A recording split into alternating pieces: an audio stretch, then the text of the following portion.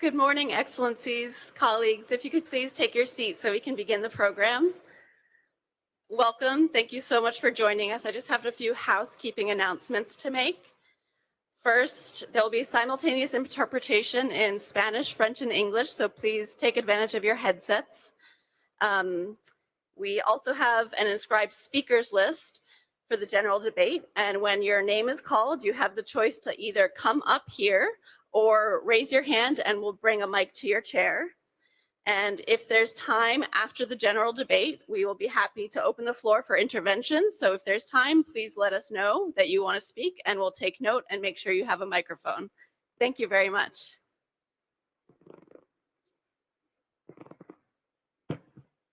Hello.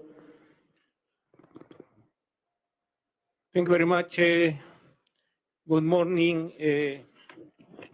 I want to call this meeting to order. Honorable ministers, excellencies, Ms. Rabaf Fatima, Under Secretary General and High Representative for LDCs, LLDCs, and SEEDs, and Secretary General of the Third Conference of the LLDCs.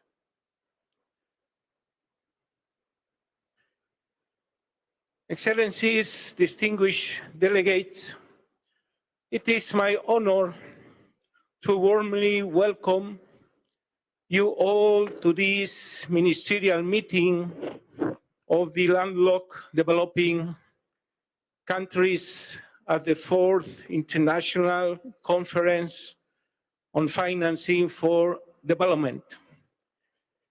This year, we are meeting under the theme Financing a New Decade of Development for Landlocked Developing Countries.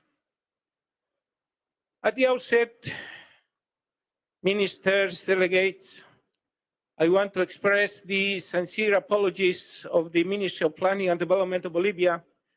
He has had to return home, and while he requested to me to lead this very important session of the LLDCs in the context of this conference.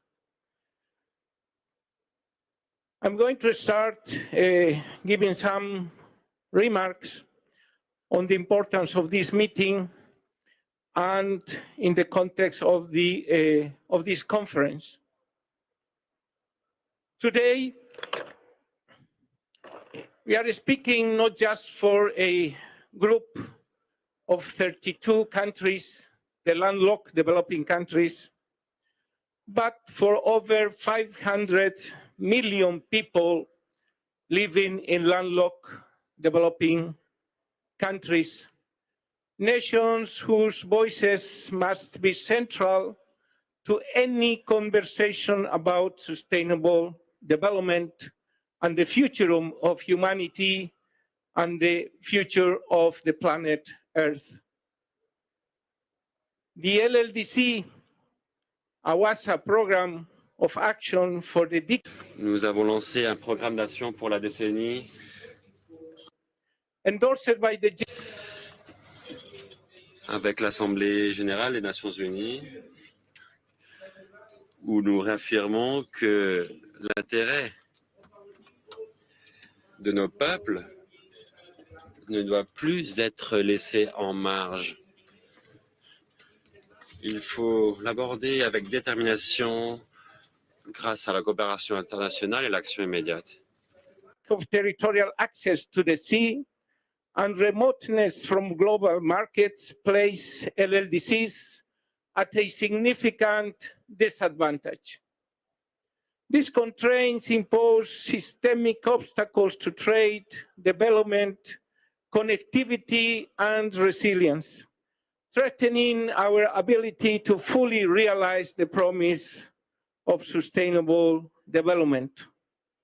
Also, this enduring constraint results in disproportionately high trade transaction costs, limited productive diversification, weak infrastructure connectivity, and increase exposure to external shocks and climate impacts.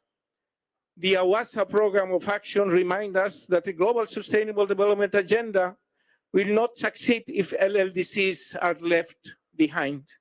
We must integrate LLDCs into international value chains, ensure tailored climate finance, support resilience, food systems, and harness innovation that is appropriate to our realities. The AWASA program of action acknowledges the priorities for the LLDCs, such as structural transformations and science, technology, and innovation, trade, facilitation, regional integration, transport and connectivity, enhancing resilience and reducing vulnerability to climate change and means of implementation. At this fourth International Conference on Financing for Development, the world leaders gather in Seville to address the widening gap between sustainable development ambitions and the resources needed to achieve them. In the face of this challenge, we LLDCs stand united and resolute. We urge in this international conference to the international community to provide support for the establishment of an infrastructure investment finance facility for the landlocked developing countries as recommended in the Compromise of Seville, continuing the reform of the international financial architecture to move it more inclusive, equitable, and responsive to the specific needs of landlocked developing countries. Enhance the role of multilateral development banks and public development banks, ensuring the alignment with the development priorities of the LLDCs and increasing access to long-term, low-cost financing. To improve the access to climate finance, including for adaptation, mitigation, and loss and damage, recognizing the growing vulnerability of LLDCs to climate-related shocks. Facilitate finance to promote regional integration and transport corridors that reduce dependency on transit countries and unlock trade potential. We reaffirm that the LLDCs have the primary responsibility for their own development. However, national efforts must be supported by the provision of financial resources and the strengthening multilateral financial systems. Let this moment be one of renewed international cooperation. Let us move from commitments to implementation, from aspirations to action. The development challenges of the LLDCs are global challenges, and the resolution is essential to the success of our shared agenda for people, planet, and prosperity. Now, with these initial remarks, I'm going to give the floor to Ms. Rabaf Fatima, Under Secretary General of the LDCs, LLDCs, and SIDS. Please, Ms. Rabaf Fatima.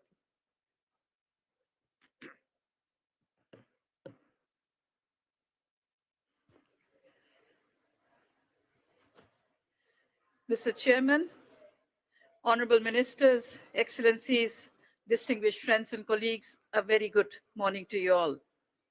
I'm honored to address this ministerial meeting of landlocked developing countries, convened as a special event of the 4th International Conference on Financing for Development, and I thank you all for joining us this morning. I thank the chair of the group, Bolivia, and the vice chair, the Kyrgyz Republic, for convening us today and for their leadership and vision. I also thank all our partners and stakeholders who are present here today for their continued commitment to advancing the Sustainable Development Agenda of the landlocked developing countries. Excellencies, this meeting comes at a pivotal moment. We convene just 6 months into the adoption of the AWASA Program of Action for the decade 2024 and 2034, a bold and forward-looking blueprint for transforming the development journey of the 32 LLDCs. And in just a few weeks, we will be in AWASA, Turkmenistan for the 3rd United Nations Conference on LLDCs. Today, we have a unique opportunity to align the outcomes of FFD4 with the priorities of the AWASA Program of Action and to ensure that the global financial architecture delivers for the LLDCs not only in principle, but in practice as well. Excellencies, the structural challenges facing LLDCs are profound and persistent. Despite representing 7% of the world's population, LLDCs account for only 1.2% of the global merchandise trade and less than 1% of world exports. Export times are double compared to those of coastal countries, and logistics costs are up to 74% higher, 74% higher. The financing landscape further exacerbates these constraints.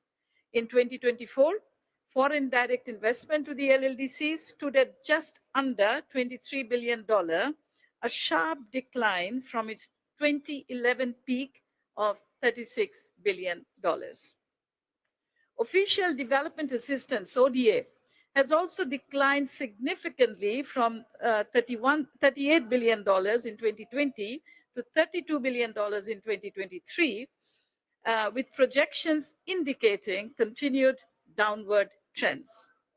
Alarmingly, nearly 1/3 of the LLDCs are at high risk of or already in debt distress, according to IMF debt sustainability analysis. The AWASA Program of Action recognizes these challenges and identifies 5 core priority areas to reverse this trajectory. And these are, as also mentioned by the chair, but let me go over them very quickly: structural transformation, trade facilitation, regional integration, infrastructure development, and resilience building. Yet, without adequate and predictable financing, these priorities will remain aspirations only. The FFD4 outcome document acknowledges this reality. It calls for urgent measures to close the $4 trillion annual global financing gap and commits to supporting countries in special situations, including the LLDCs, through enhanced international cooperation, debt sustainability measures, and infrastructure investments. Excellencies, distinguished colleagues, in this context, allow me to highlight 4 key messages for our discussions today. First, we must mobilize significantly more and better quality finance for the LLDCs. The proposed infrastructure investment financing facility, a flagship initiative of the AWASA Program of Action, and now recognizes in the FFD4 outcome, must be operationalized. My office is actively seeking out partners as we lead the feasibility study for this initiative on behalf of the UN Secretary General. And I'm very pleased that we have the Director General of the Asian Infrastructure Investment Bank here on the panel with us today. And I also believe that the European Investment Bank is also here, and we'd like to hear from them about how they can support this very important deliverable in the AWASA Program of Action.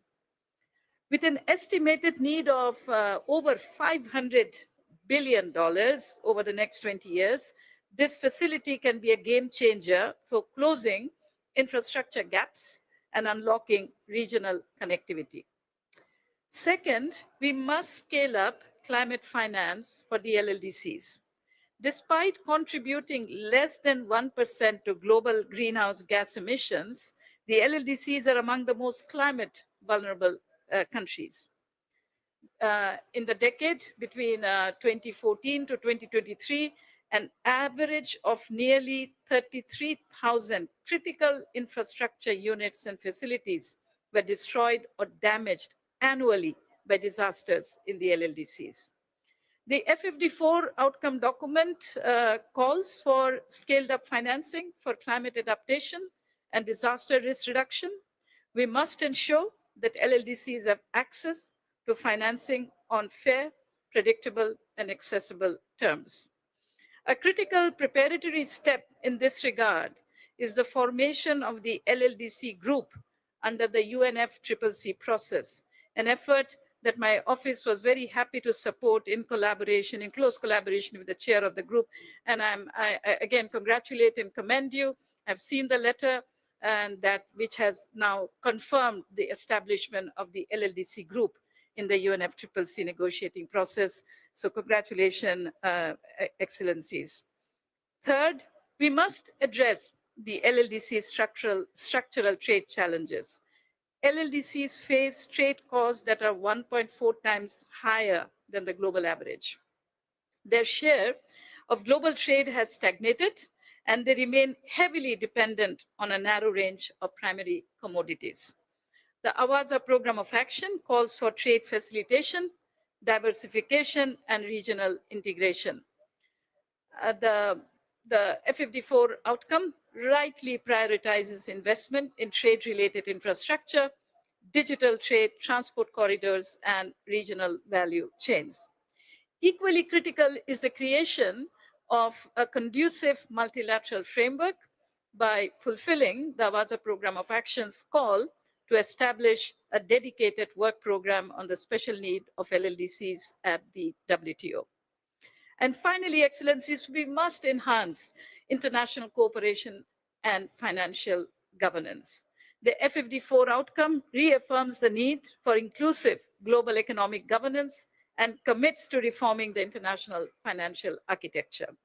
It also supports the development of an interagency response plan for countries in special situations and calls for the establishment of a global debt data registry, both of which are critical for the LLDCs.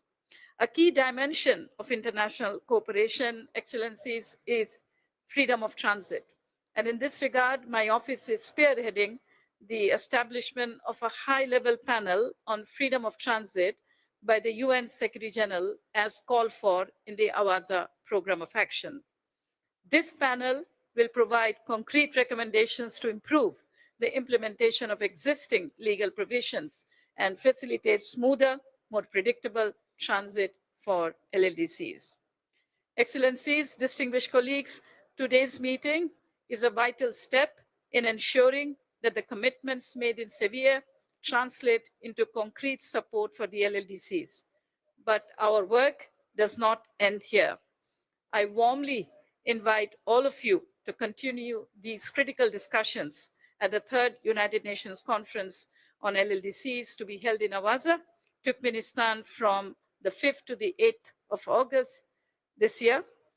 Under the theme Driving Progress Through Partnerships, LLDC 3 will be a defining moment to forge the alliances, investments, and innovations needed to implement the AWASA Program of Action.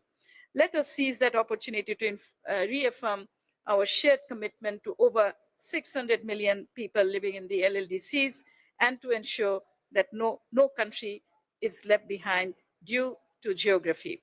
My office and I will be with you in this endeavor every step of the way, and I look forward to welcoming you all to Awasa in August. Thank you very much for being here today. Thank you.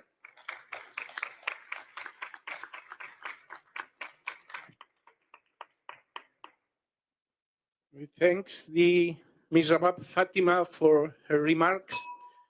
And we will continue with this opening session of this special event. And let me now give the floor to Mr. Rodrigo Salvado, Director General for Operational Partnerships of the Asian Infrastructure Investment Bank. Mr. Salvado, you have the floor. Thank you very much, Minister. And again, good morning, everyone. I have to say I have a lot of talking points written, but listening to the Minister, and also to the Undersecretary General and Secretary General Fatima, I think I'm going to go rogue. So forgive me if I'm not very organized. But again, I mean, I think you have been a wonderful. I was hearing the Awasa program for action. So this is about action, right? And when I was reading the priorities that you have identified, really overlap with what the Asian Infrastructure Bank does, right? The Asian Infrastructure Investment Bank, for those that do not know us, we are the youngest of the NDBs out there. We just turned 10 this year, We had a good birthday party last week in Beijing. But also we are the largest banking shareholders after the World Bank. And the majority, and we are the only one with a global mandate that is majority owned by developing countries. So we are quite unique on that. And also we are quite lean, right? We are only 700 people to move like $100 billion in capital. So we are really, here to actually bring solutions to you. When I hear about structural transformation, regional integration, infrastructure development, resilience, all that, at the core of all this is actually infrastructure. At the core of, I hear going for landlocked to landlink, right? You need infrastructure. And my sense in this conference is that, yes, there's a lot of reform that needs to happen in the architecture, right? But my sense that there is a lot that we can do right now anyway.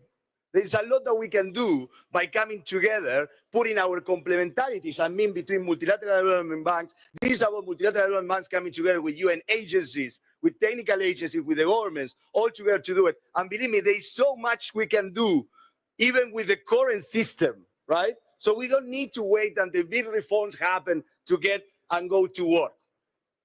So that's number one. Number two is we actually coming with a couple of solutions. And I think, one of your key things, Fatima, was the mobilization of private capital and public and private capital. We need to really mobilize more capital, but also we need to bring that capital to the landlocked countries.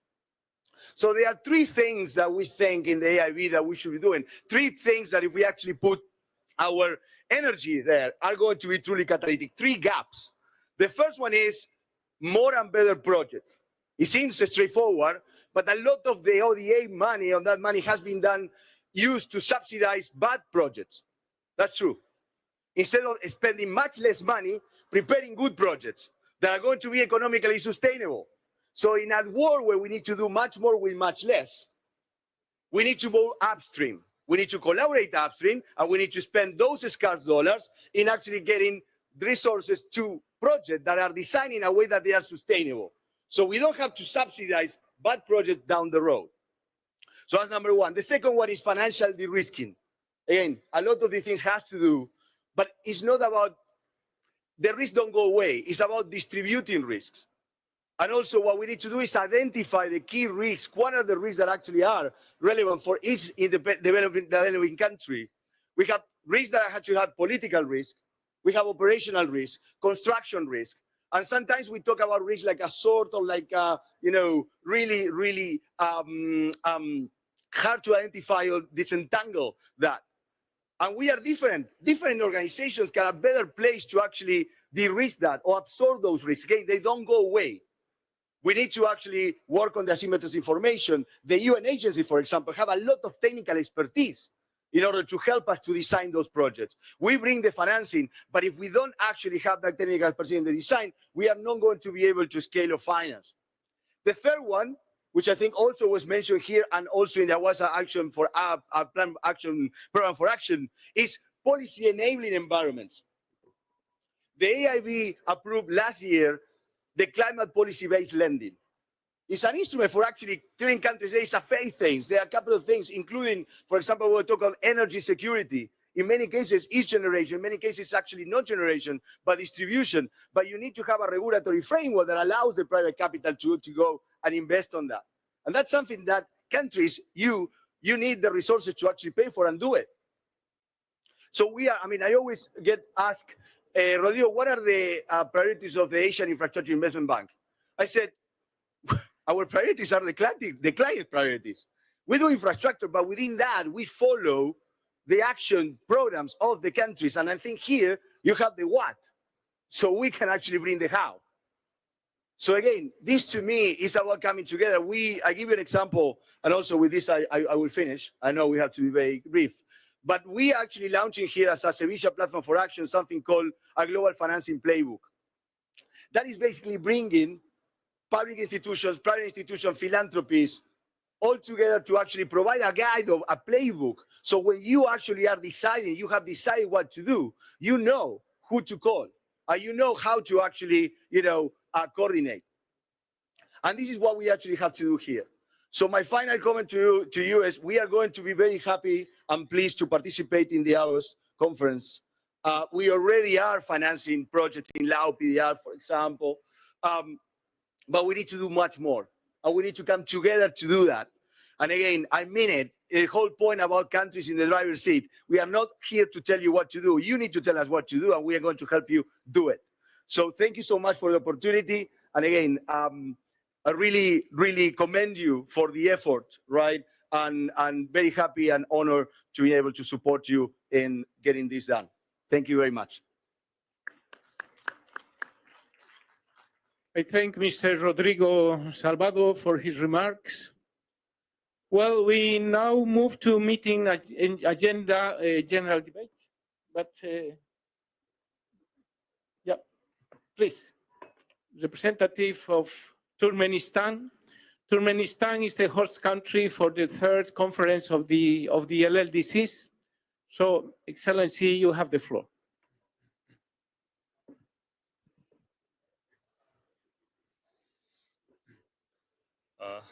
Уважаемые дамы и господа, прежде всего хотел бы поблагодарить вас от имени туркменской делегации за возможность выступить на министерской встрече группы развивающихся стран, не имеющих выхода к морю, по вопросам финансирования развития и возможностях мобилизации для этого финансовых ресурсов.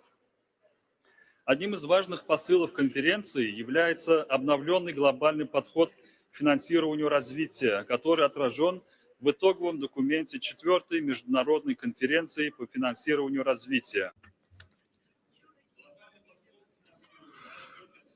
This approach will also allow us to access supplementary resources and financing. So sorry for this. What? Одним из важных посылов конференции является обновленный глобальный подход к финансированию.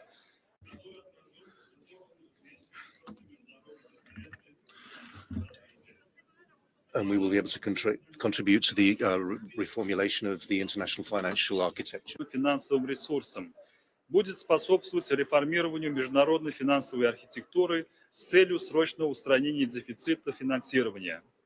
Для этого необходимо направить усилия. Okay, we would like to also highlight the recommendations of the final document.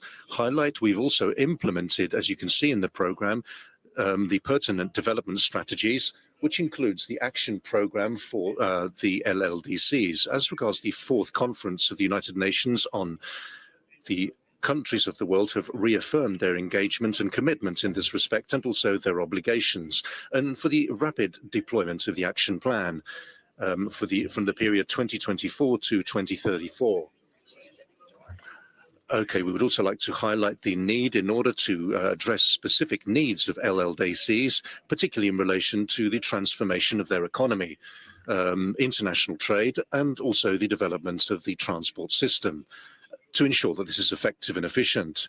If you'll allow me, the aim will be to improve access for these economies in order to achieve long-term and sustainable development objectives defined within the AWASA program of action. We also have to highlight the importance of digital transformation, innovation, and also the development of a transport system which is sustainable in the long term. As regards the simplification of the trade system, it's important to foster inter-regional and world interconnectivity and also adaptation capacity and also resilience measures, as well as the reduction of vulnerability and to climate change and also response to disasters and catastrophes. All of these aspects will be addressed in the 3rd conference of the United Nations on developing countries on LLDCs, which will take place from the 4th to the 8th of August this year and in Awasa. Our country is firmly committed to the constructive conversation and development for the organization and success of this important Congress for all. And this represents an important step in order to reinforce the dialogue on international financing, to develop efficient strategies in order to address the challenges facing these countries. Today, we would also like to defend the capabilities of all of these states on an individual basis. And in order to ensure firm engagement and effectiveness, we need to strengthen international multilateralism and international solidarity, which must be grounded on peace and unity between nations.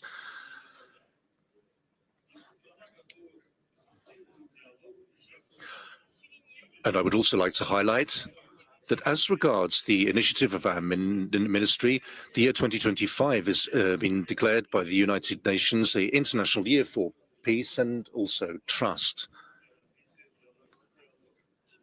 On the 12th of July next week, there will also be a meeting in Ashbat to celebrate the 30th anniversary of the Statute of Permanent Neutrality of Turkmenistan, and with participants from all over the world who will aim to consolidate the progress that's been made in the next step.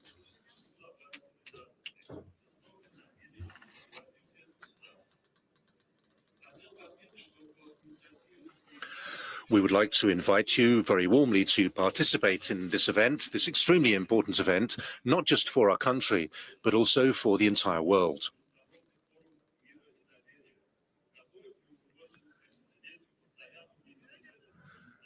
The development of long-lasting, sustainable transport system, logistics, and also transport systems, and also reliable interconnections worldwide is of particular importance within the context of the economic global transformation. Trade, the simplification of procedures, will allow us to extend into regional and global connections. As I mentioned earlier, the aim is to establish essential mechanism structures to strengthen our dialogue on financing, on sustainable financing development. Thank you very much for your attention, and I wish you an excellent session and conference. Thank you very much. Thank you very much, Minister, for your remarks. Well, now I want to move to the meeting agenda item 2, general debate. And I will give the floor to honorable ministers and representatives of the LLDCs, transit countries and development partners, followed by representatives of international organizations, according to the list of registered speakers. To allow all representatives to deliver remarks, may I kindly ask that speakers limit themselves in their remarks to no more than 3 minutes. And well, let me begin by kindly inviting Honorable Mulambo Haimbe, Minister of Foreign Affairs and International Cooperation of Zambia. If you want, you can deliver the statement from there or in the podium. Thank you very much, Minister.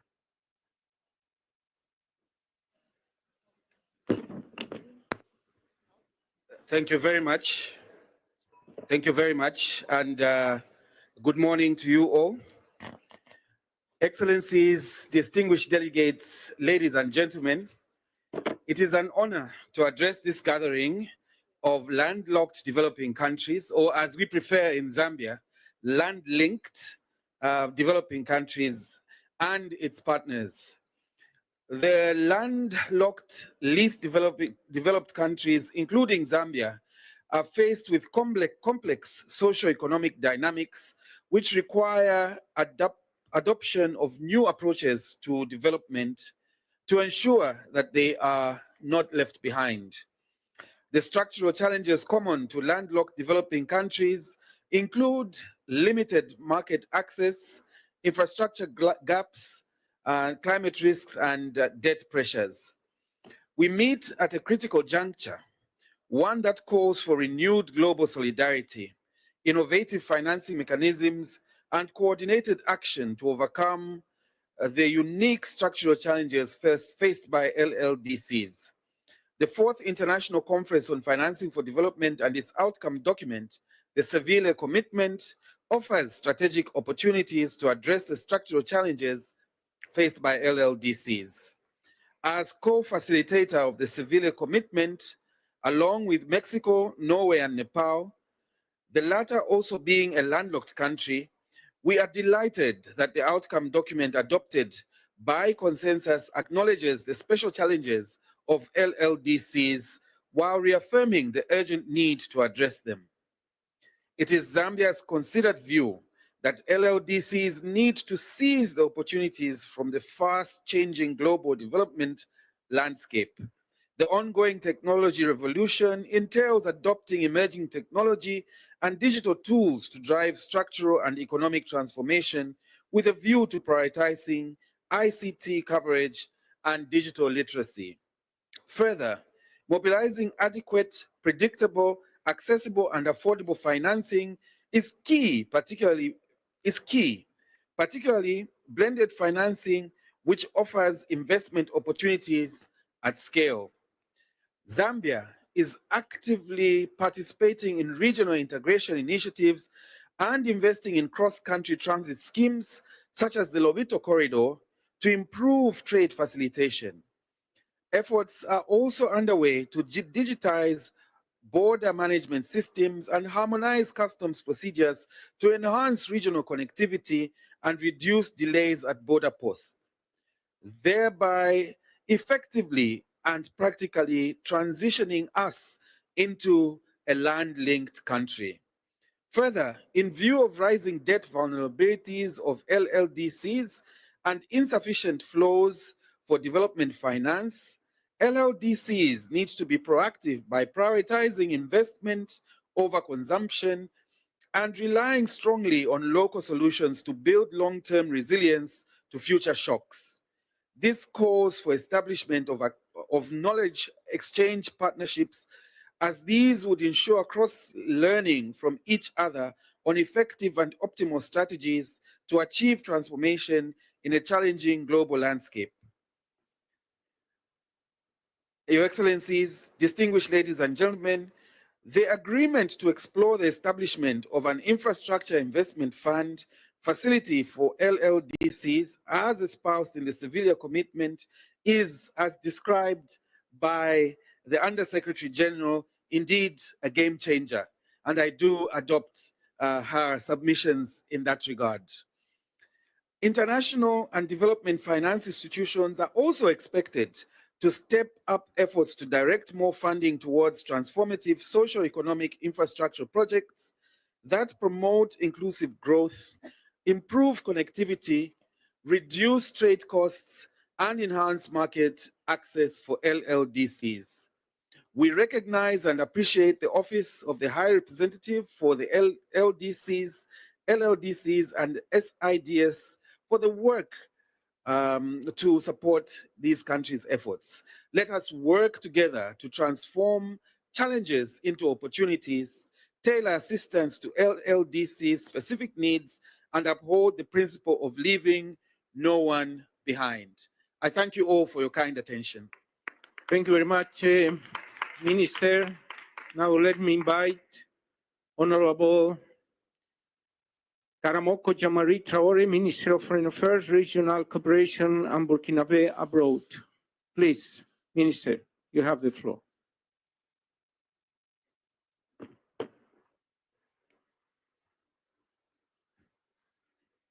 Merci, Monsieur le Président. Thank you very much. I have 3 minutes, so I need to split up my talk and try and be as quick as possible. I'd like to congratulate everyone for this organization of this ministerial session, which allows us as LLDC to strengthen the problems linked to the financing or development and the challenges that these countries are facing. I'd like to stress 2 issues. First of all, probably the story we normally hear about the LLDCs doesn't allow for space to face the vulnerabilities and to strengthen the position of the LLDC. I think the whole world has an interest to understand that these countries are spaces for opportunities, are spaces for potential, and to increase accessibility to these countries will allow the world and other countries to take advantage of these opportunities. I'm talking about Mali. The lithium reservoir. The whole world needs lithium. So we should continue to take this country as a space of opportunity, not an abandoned space, so that we could operate and exploit this mineral in the interest of the world economy. So these countries, the developing countries, the LLDC, we should try to restructure a story that will allow us to align all of the potential we have and to use optimally so the whole world takes advantage. There's not only one LLDC that will not be a potential reservoir. If we, in my opinion, revisit the story that we have in our countries, we would definitely benefit, all of us, from decision making that will allow us to have infrastructure investment and face this isolation, this continentality, which is a heavy weight on our countries. The second topic I'd like to tackle is the support that Burkina Faso is given to the decision made within the action program of AVASA for 2024-2034, the setting up of a committee for international investment for infrastructures in the LLDC and the climate change, and restructuring the debt and reinforcing and evaluating the South cooperation and the value change, regionally speaking, which is absolutely crucial for the vitality of the LLDC, based on inclusivity and at the service of people. This takes me to what I just said a minute ago, à savoir la nécessité which is the need to revisit the story concerning the LLDC, to convert them into opportunities. Thank you so much. Thank you very much, Minister. I want to invite Minister Albert Shingiro, Minister of Foreign Affairs and Development Cooperation from Burundi. If not, I want to invite Minister Abdoulaye Diop, Minister of Foreign Affairs and International Cooperation from Mali.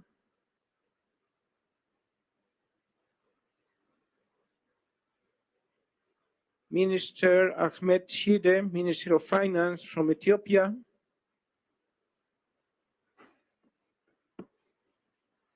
Mr.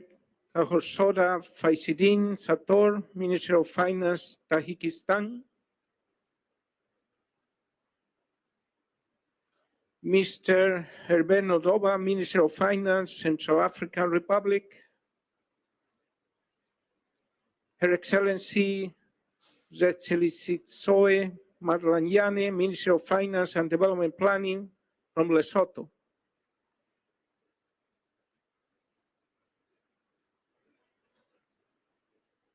Please, Excellency, you have the floor.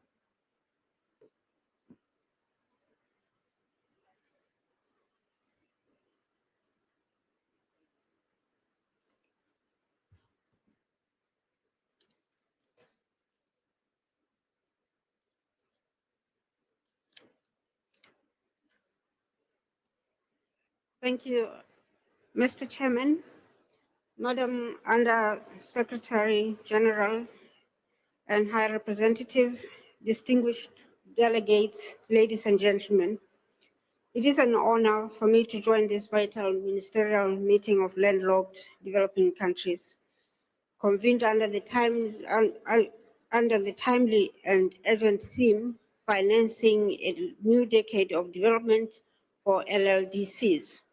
This discussion comes at a pivotal moment as we collectively enter the implementation decade of the Seville Commitment and the AWASA Program of Action, both of which serve as critical frameworks to address the distinct development challenges faced by our countries. This period also marks a 5-year countdown to 2030 agenda deadline, with many SDGs still out of reach for LLDCs. Our shared resolve and collective action must intensify. The imperative is that the ability for LLDCs to meet development goals is tightly bound to our capacity to mobilize adequate, predictable, and sustained financing. We are therefore encouraged by the reaffirmed global commitments captured in the Compromiso de Seville. These commitments recognize the systemic disadvantages LLDCs face due to their geographic and structural constraints and highlight the global responsibilities to support us. Key to the transformation of these countries will be strengthening productive capacities, boosting participation in international trade, developing efficient, sustainable, and climate-resilient transport systems, enhancing digital connectivity and access to innovation, as well as promoting regional integration. The Kingdom of Lesotho supports the renewed global financing framework endorsed in the conference. This framework presents a realistic path for landlocked nations like ours to tackle chronic underdevelopment, limited infrastructure, and weak connectivity. We welcome the proposal to establish an infrastructure investment financing facility for LLDCs, which we believe can be a catalytic instrument for our development. If well capitalized and targeted, such a facility can leverage public and private capital. It can de-risk priority infrastructure projects. It will create bankable pipelines in energy, transport, water, and ICT. And it will support cross-border connectivity, integration, and trade corridors. Excellencies, the Kingdom of Lesotho is charting a new course for sustainable growth through the Just Energy Transition Initiative, a visionary program championed by His Majesty King Kinlitsy III of the Kingdom of Lesotho. Our goal is clear: to move from energy scarcity to energy sovereignty, producing clean, modern, and export-ready energy. Our strategy focuses on developing solar, wind, and hydropower assets, attracting climate-aligned and friendly investments and green partnerships, empowering local communities through inclusive and just energy solutions, and strengthening regional energy interconnection and trade. This transition is not just about energy, it is about jobs, it is about competitiveness, climate resilience, and greener economy for our country. However, the ambition cannot be realized without scaled-up climate finance, technical assistance, and concessional capital, particularly suited for landlocked economies. As we look ahead, we must take bold steps to ensure that LLDCs are not left behind in global financial flows. They are not, the LLDCs integrate and their needs are integrated in multilateral climate and development financing mechanisms, and they promote innovative instruments such as green bonds, blended finance, and sovereign guarantees tailored for LLDCs to de-risk investments and build capacities to prepare, package, and negotiate infrastructure energy projects effectively. In conclusion, I wish to invite you all to a side event that the Kingdom of Lesotho will be holding tomorrow, entitled Empowering Lesotho, Unlocking Finance to Drive the Energy Transition in a Landlocked Developing Country. This event will spotlight our energy and investment-ready transition projects, and we welcome your participation in this journey. In closing, let us commit to a decade of action, innovation, and solidarity for LLDCs. Together, we can turn our landlocked status into a launching pad for sustainable and inclusive development. I thank you for your attention. Thank you very much, Excellency, for your remarks. Let me invite Mr. Amrit Bahadur Rai, Foreign Secretary from Nepal.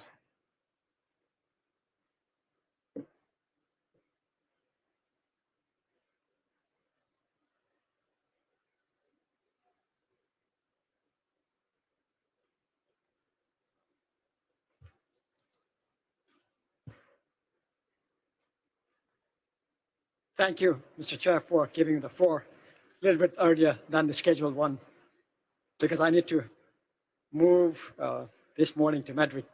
Mr. Chair, honorable ministers, Under Secretary General, and High Representative, Madame Rabab Fatima, ladies and gentlemen, at the outset, I extend my sincere thanks to the Chair and Vice Chairs and Office of the High Representative for convening this important ministerial meeting. I commend the Chair's effective leadership in driving forward the group's agenda on global platforms such as like this, and reaffirm Nepal's unwavering solidarity with our shared causes.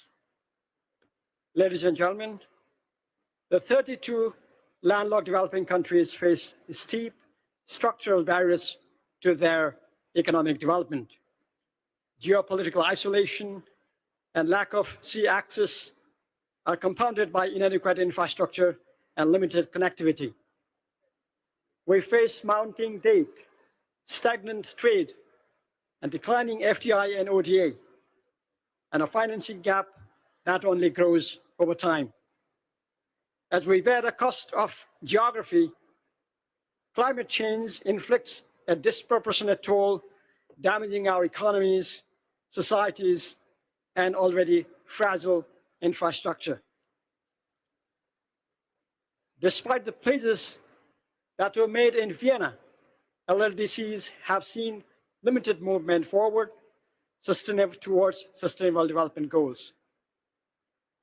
Excellencies, ladies and gentlemen, we meet at a moment of rare convergence. The launch of a new program of action for LLDCs, aligned with the bold outcome of a 4th International Conference on Financing for Development, the Compromiso de Seville rightly acknowledges our unique vulnerabilities, highlights the urgency of implementing the new program of action, and calls for a bold yet sustained action from all its stakeholders. This new program is both ambitious and actionable. It promises targeted support, decisive measures, and renewed resolve to ensure that no LLDCs be left behind. Now is the time to translate that promise into purposeful action. Let us leverage the Compromiso de Seville to drive structural transformations through productive capacity, private sector growth, and industrialization and STI, to boost trade by investing in facilitation, in infrastructure, and in regional cooperation, to strengthen transit and transport links via robust physical and digital infrastructure, to build resilience through adaptation, climate finance, disaster risk reduction, and resilient system, and to secure the means of implementation through domestic resource mobilization, as well as enhanced level of ODA, FDI, remittances, and concessional finance and debt relief. Excellencies, no document, however visionary, however bold, matters unless we all own, implement, and live with the same spirit that shaped that visionary document. And let us unite to turn our commitments into actions and to build a more resilient, inclusive, and equitable future for LLDCs. Thank you, Mr. Chair. Thank you very much, Minister. Let me invite Honorable Minister Mankoba Kumalo, Minister of Commerce, Industry and Trade from Eswatini.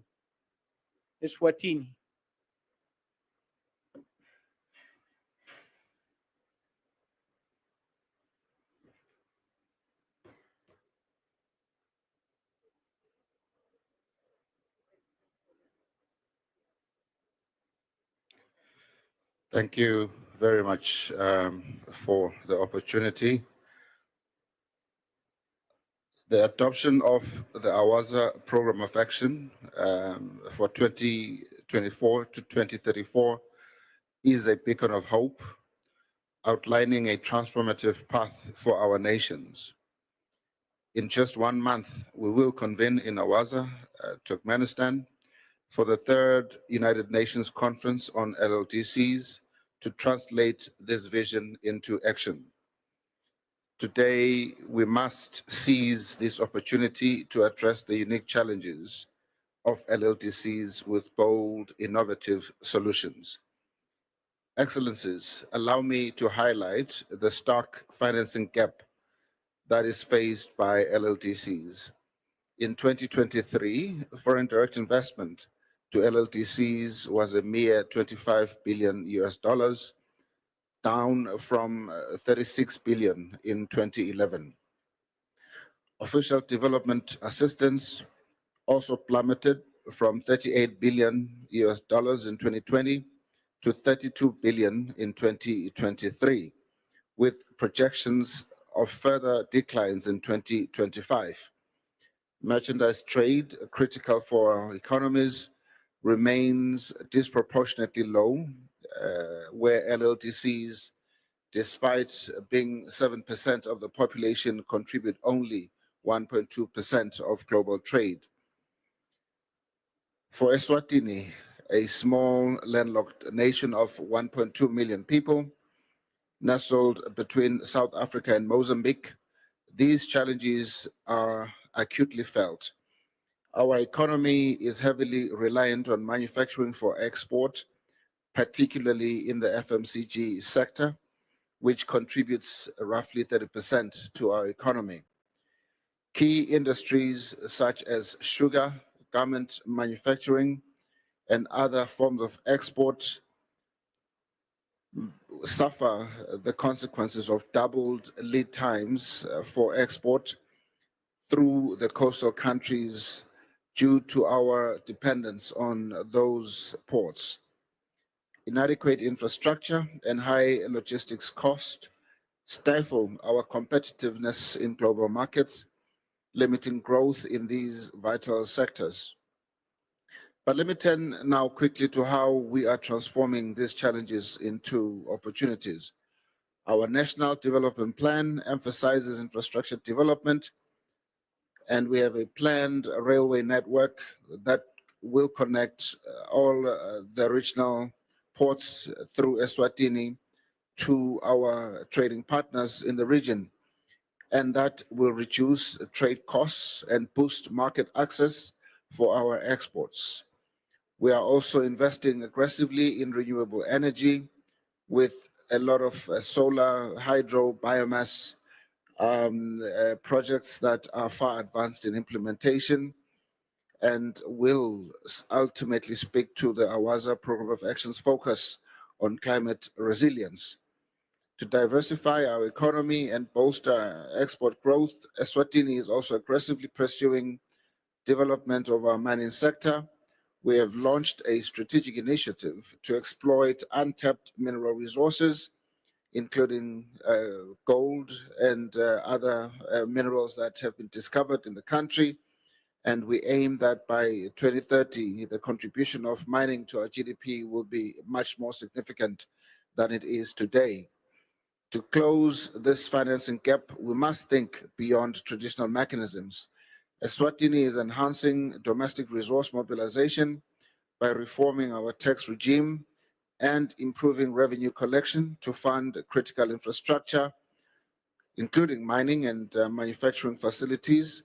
We call for an infrastructure investment finance facility adoption as outlined in the program of action and the FFD4 outcome document. For Eswatini, this could mean transformative investments in road infrastructure, railway infrastructure, port infrastructure, as well as digital connectivity, unlocking our potential as a regional trade hub for our exports. Public-private partnerships are vital. In Eswatini, we have seen tremendous success in PPPs, particularly in the renewable energy space, where private investments have complemented public funding to solve our energy deficiency. We expect that in the very near future, Eswatini will be totally energy independent and be able to export energy.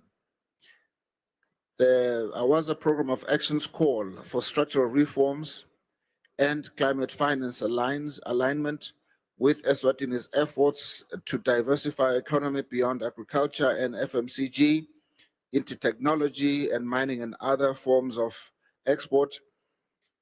Give us hope that the lessons from the Vienna Program of Actions, which also show mixed progress, will ultimately translate to deliverables that will be supported by the Infrastructure Investment Fund.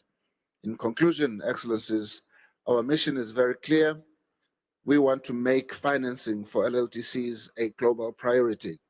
Eswatini stands ready to collaborate with our fellow LLDCs, our development partners, as well as our international institutions to drive the Awaza Program of Actions implementation. I thank you. Thank you very much, Minister. Let me invite to Ms. Fatima Haram Asil, Minister Delegate in charge of the Economy, Planning and International Cooperation. And just to remind you to limit to your speech to 3 minutes, if possible. Thank you very much.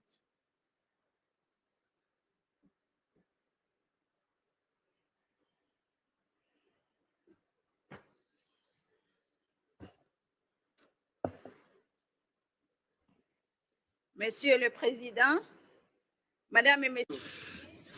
Mr. President, dear ministers, dear delegates, ladies and gentlemen, I'd like to thank you for giving me the opportunity to take the floor at this special occasion. Chad, as a landlocked developing country and also as a least developed countries, is confronted to many challenges, but it also has opportunities as other countries. With regards to our challenges, we are a landlocked country. We only have the Douala corridor that is often subject to safety issues. The quality of our roads does not facilitate trade, and logistics do not always meet the required standard. That is why deadlines are in general longer. Our infrastructure are obsolete, and there's other challenges, such as the political instability. Chad is surrounded by countries faced with safety issues. For example, Sudan, Libya, Nigeria with Boko Haram, as you may know.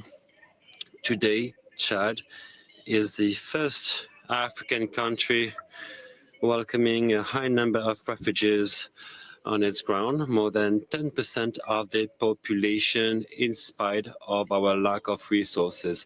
Environmental challenges now. Chad is a Sahel country. Most of its territory is desert, with the deterioration of its land, which decreases its capacity for producing agricultural products. This has a big impact on its economic growth. With regards to its opportunities, the country has reserves of gold, gas, more than 1 million of cattle heads. Investment in renewable energy are important. With regards to the situation, Chad welcomes the conclusion, the outcome document of the FFD4, which is a turning point in the collective reflection on innovative mechanisms in order to finance sustainable development. We call for the mobilization of the international community so that the resolution that would come out of this conference will be beneficial to landlocked developing countries. We'd like to reinforce the implementation of the Doha Program of Action, the VN Program of Action, which is an essential framework in order to meet our specific needs. We'd like to speed up the creation of a infrastructure financing mechanism for our landlocked developing countries, also the Doha commitment in order to improve the physical connectivity, trade, logistics, and regional integration. All those are essential levers to include our countries in the world trade. We'd like an equitable access to international financial resources, which include the financing of climate change challenges with public-private partnerships and direct investments. We'd like to all support the evolution of our domestic economy through the diversification of products. We'd like to strengthen our national capacities to better mobilize our internal resources, supporting digitalization, tax reforms, and the public governance. We believe that a strengthened international cooperation is essential in order to allow our countries to meet the 2030 agenda commitments. It is the responsibility of the international community to make sure that no one is left behind, and countries in a situation of structural vulnerability are supported in a more fair, consistent, and predictable manner. We want to say that Chad is ready to work with all its partners in order to work on its infrastructure, to invest in the country, and to make sure that we achieve an inclusive development. In order to conclude, allow me to highlight the importance of the participation of our 32 countries in the next conference in Azawa for landlocked developing countries at the highest level in order to mobilize the international support, the international community. Together with one single voice, we need to make that next conference a real turning point for us in order to translate the vision into action and make sure that no one is left behind. Together with one voice, we can succeed, inshallah. Let's succeed. Thank you. Thank you very much, Minister Delegate. Now, I want to invite Minister Robert Abisogomonian, Deputy Minister of Foreign Affairs of Armenia, followed by Malawi.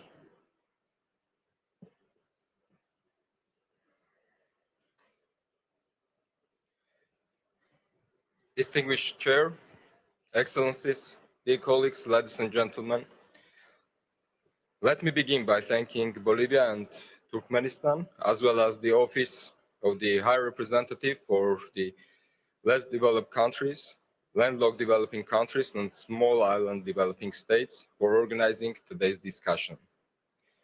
In the run-up to the third UN conference on LLDCs in Abaza, today's meeting offers us a valuable opportunity to take stock of the existing gaps in ensuring adequate financing for the development needs of LLDCs and jointly elaborate more concrete steps aimed at mobilizing the resources needed to deliver on our shared priorities.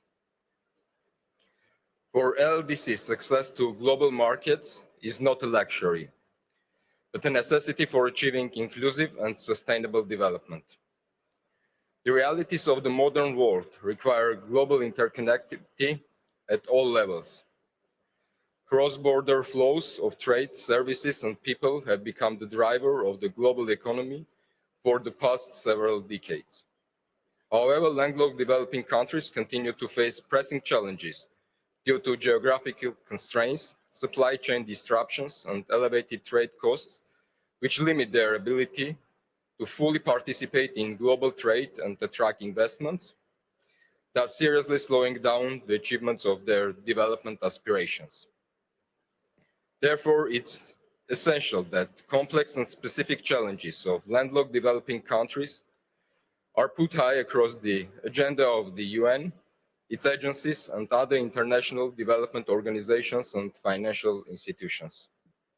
In this vein, the Avaza Program of Action is a comprehensive set of concrete steps, commitments, and deliverables by all stakeholders, with a particular focus on overcoming the socio-economic consequences of emerging threats.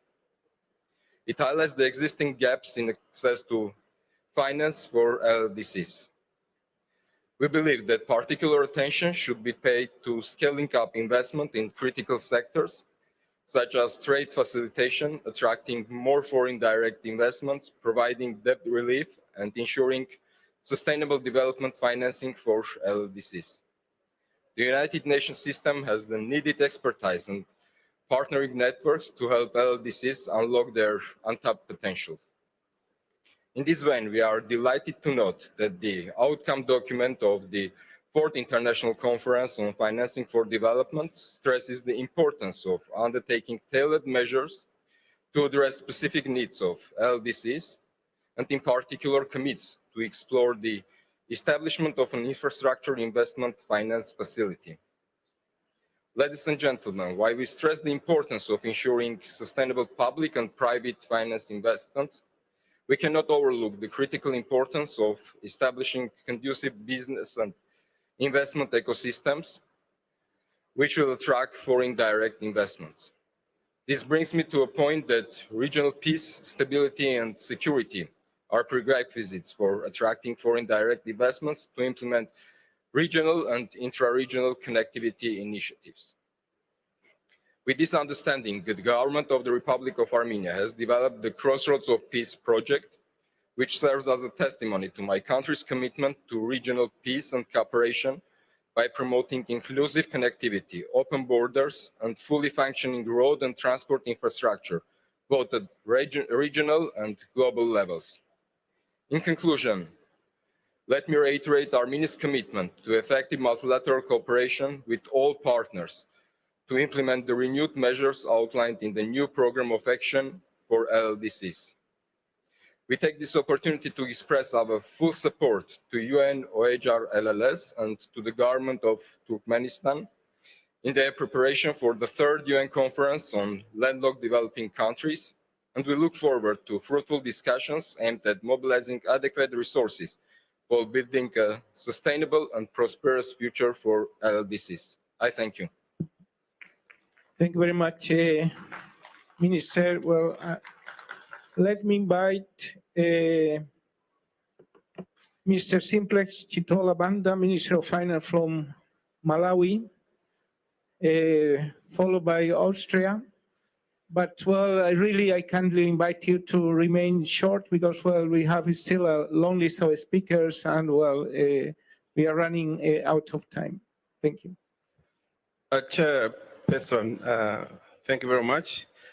Allow me to recognize Madam Fatima for the very important job, and then the chair as well for coordinating this very important meeting. If I were to say what is the most important meeting here in Seville, I would say that this particular meeting is the most important meeting because it characterizes the special needs country as ourselves are landlocked countries. And I could have said that after this meeting, I would go home happy that I've attended the meeting in Seville. And the most important thing to me is to assure that whatever is discussed here find its base under the financing for development. Because if we are discussing here a special needs country and our needs are not recognized under the financing for development, then we haven't done, maybe our voice has not been to that level for people to understand what we want. So, Chairperson, Malawi is a landlocked country, and the 40% of our CIF, this is cost, freight, and insurance, goes to transportation. And the cost of doing business is extremely high. And it's very difficult to see how countries like ourselves can break the barriers and improve our trade with such kind of high cost of doing business. That is why, in this meeting, we want to salute, the AWASA program of action, because we believe that the AWASA program of action is the best, the fundamental foundation of our discussion as we try to address the challenges that we have as landlocked countries. And just to buttress the point that we are totally in agreement with the program of action. Issues of resource mobilization are extremely important. Issues of scaling up climate financing are extremely important. Issues of improved governance are extremely important, because we know that if we have to inspire confidence for our investors, for those that are giving us resources, then governance indeed has to be the most important fundamental block that we do. And we want to assure you, as LDC, governance is extremely important, and we're taking it very serious as well. For Malawi, we have just launched our INFF about 3 months ago, and we have also developed a SDG investor map tracking. And we believe that one of the objectives is to ensure that there is confidence that the country, can make sure that our own domestic resources are being mobilized. We also are asking for others to help us. So, in short, Chairperson, we want our voice to be heard under this severe, conference, as a voice of least developing countries that have got special needs. And we want in our future meetings that as we are discussing financing for development, our small voice is heard. Otherwise, we would think that, maybe we have not achieved as much in this international forum to mobilize resources. But I thank you very much. Thank you very much. Thank you very much, Minister. Let me invite Gregor Kessler, a permanent representative of AUSCHEPS, the United Nations, followed by Paraguay.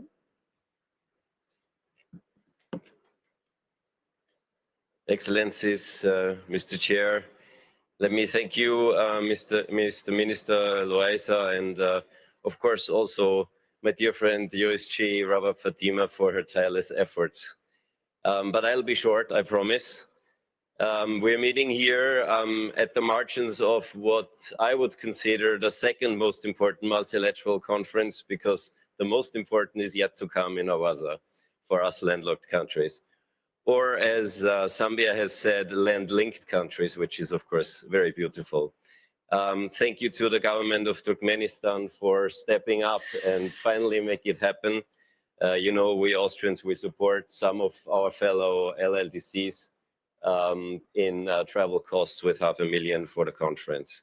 As a comparatively small, non-developing, militarily neutral and landlocked country, I cannot stress enough that multilateralism and partnership is exactly what we need in these days.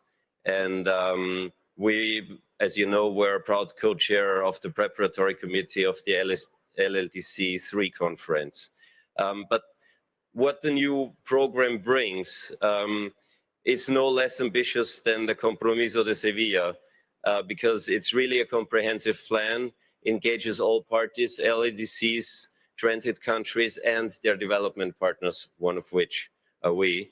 And it includes very concrete deliverables, such as exploring the establishment of regional agricultural research hubs, or a high-level panel on freedom of transit. If I listen to Eswatini or Armenia, that's a very, very relevant subject. And of course, also an infrastructure investment finance facility, which is a deliverable that has been picked up by the FFD4 outcome document. And since I promised to be short, now we need to walk the talk and actually implement the program, and I thank you. Thank you very much. Let me invite Mr. Marcelo Scapini, Permanent Representative of Paraguay to the United Nations, followed by South Sudan.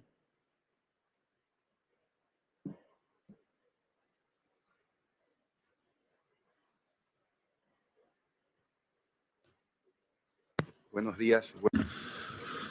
Good morning. Devices. Gracias. Thank you very much. Thank you on behalf of Bolivia. Thank you, Fatima. Thank you to Turkmenistan. And thank you to the rest of the members of the panel for organizing this extremely important meeting. I would like to start by stating that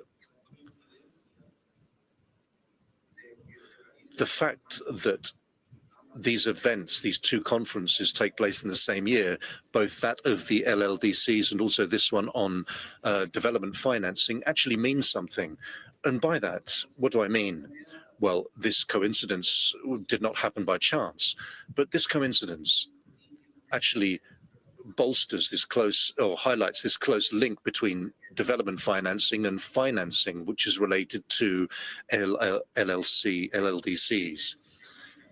Schematically, I would like to highlight that this meeting and the following meeting will take place in a specific geographical, international, and political context, in a context in which doubts exist regarding the way in which development financing will continue, a context in which there are problems, evident problems of liquidity in international organizations, and also in a context in which development financing negotiation was very complex.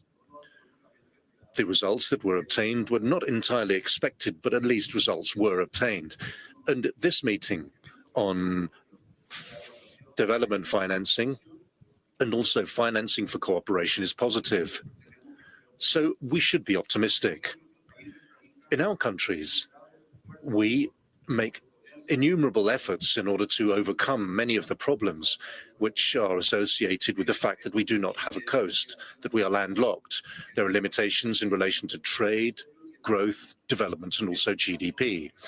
In the case of the major efforts that are made by our countries, we believe in Paraguay that these efforts have to be geared towards maximizing the commitment and link between the state and the private sector. This has to be linked to increasing the efficiency of state efforts. States must become more effective, more efficient in everything they do. And in Paraguay, we believe that trade is a factor for growth. For these reasons, the obstacles to growth have such a negative impact in countries such as Paraguay, regardless of what the obstacle is. And at the same time, we believe that this efficiency and this, let's say, commitment to trade and also the need for a stronger relationship with the private sector will necessarily attract investment. We hope that this will not be speculative and focus much more on job creation and the development of infrastructures. My country, Paraguay, has a long-standing economic stability, and this stability has allowed us to acquire investment grade status 3 years ago. This also has meant that we've been able to bolster our investment in infrastructures, particularly investments related to the ocean corridor, which will link the Pacific Ocean with the Atlantic. And in this way, this will become a key development factor. But despite these efforts, the international community and international financing institutions must step up their efforts to increase official development assistance. Therefore, we must remember that this is fundamental for our development. And to conclude, distinguished panelists, distinguished colleagues, we have very high expectations regarding the specific financing mechanism for investment in infrastructure for LLDCs. And we look forward with great interest to reading the reports of the General Secretary of the United Nations on this point. And we also have very strong expectations regarding the deployment of and implementation of the OASA Programme of Action. My final message would be that regardless of the work that we do, in landlocked developing countries, we have to work together much more without competing for resources, without competing for funds. But basically, it's essential that we are much more united in our reform processes. And this would also include the World Trade Organization in Geneva. Thank you very much indeed for your attention. Room at 10:15, so we have 8 minutes left. Thank you very much. So I think nobody will have too much time to speak, but just if you can deliver your statements very short, so we can leave the room at 10:15. So I have South Sudan, followed by Mongolia and Zimbabwe. Please, very brief statements. Good morning. My thank yous are in order. For South Sudan, you may ask, what is our priorities? And we would say everything. South Sudan is open for business, and it's a country that needs anything and everything, from being a fertile land to being a nation that has wildlife, to being a nation that hosts the River Nile, to being a nation that has the most beautiful models in the world, as well as basketball players. So you name it, soccer, let it be. So we have priorities for everything, and anything in which you could invest in South Sudan would definitely give you your returns. Of course, you could say how, and the how is where you come in. And I've actually noticed and took note of the great importance in which the bank had mentioned earlier of you come in to show us how are we able to do it together. So I think from this perspective is what I will leave at, as maybe having a tailored development or financing for each country really matters, because all of us, as we sit here, we hear all the statements, and if we close our eyes and don't hear the countries, you would think we're speaking about your own countries. So our issues are the same. How we go about addressing them would matter most. So thank you for your kind attention, and that will be it. Thank you very much, South Sudan. Let me invite Mongolia, followed by Zimbabwe and Laos.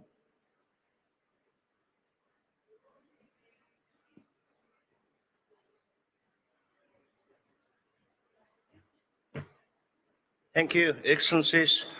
I have a very short message that let's make the infrastructure investment financing facility for landlocked countries operational. I think that facility will also provide us an opportunity between the LLDC countries as well as transit countries to collaborate more closer. And as the co-chair of the prep committee of the LLDC3, as well as the co-facilitator of the outcome document, Mongolia is really looking forward to the conference in Turkmenistan. And then thank you. Thank you very much, Mongolia. Let me invite Zimbabwe.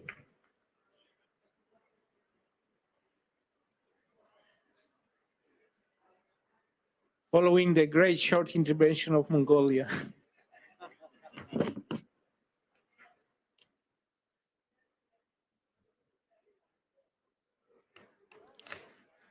Thank you, Chair. I will only read a few paragraphs of my statement.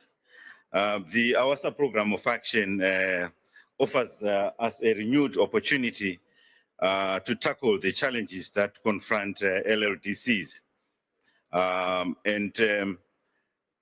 To tackle these challenges, we need investment in infrastructure, trade facilitation, transport corridors, technology transfer, and climate resilience. For us to make progress in all these areas, we need financing. And FFD4 is therefore critical in anchoring LLDC needs within the global financial agenda. We welcome the Compromiso de Sevilla's recognition of our vulnerabilities and its call to enhance market access, strengthen trade facilitation, and improve connectivity. In this regard, Zimbabwe strongly supports the proposed infrastructure investment facility, financing facility for LLDCs. This facility can mobilize long-term private capital for physical and digital infrastructure, closing the persistent financing gaps. We therefore call for its timely establishment with simple and transparent procedures for access aligned with our national and regional priorities and our aspirations is set out in the AWASA program of action. I thank you. Thank you very much. Let me invite Ms. Dima Al-Katif, United Nations Office for South-South Cooperation, followed by Lao PDR.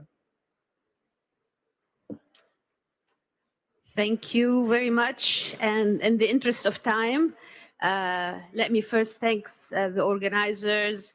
And we're very happy as UN Office for South-South Cooperation.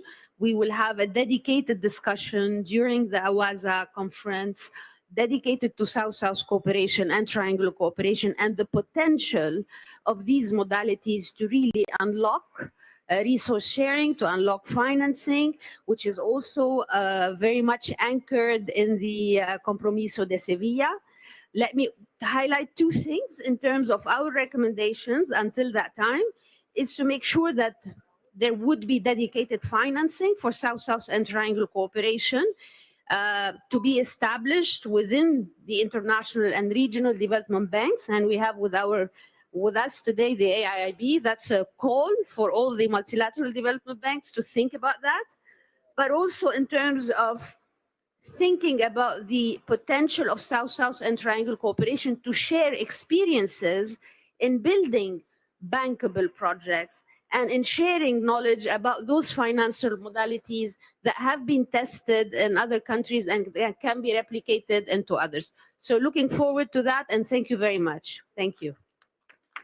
Thank you very much, Director. Let me invite the Lao People's Democratic Republic, followed by the Asian Development Bank.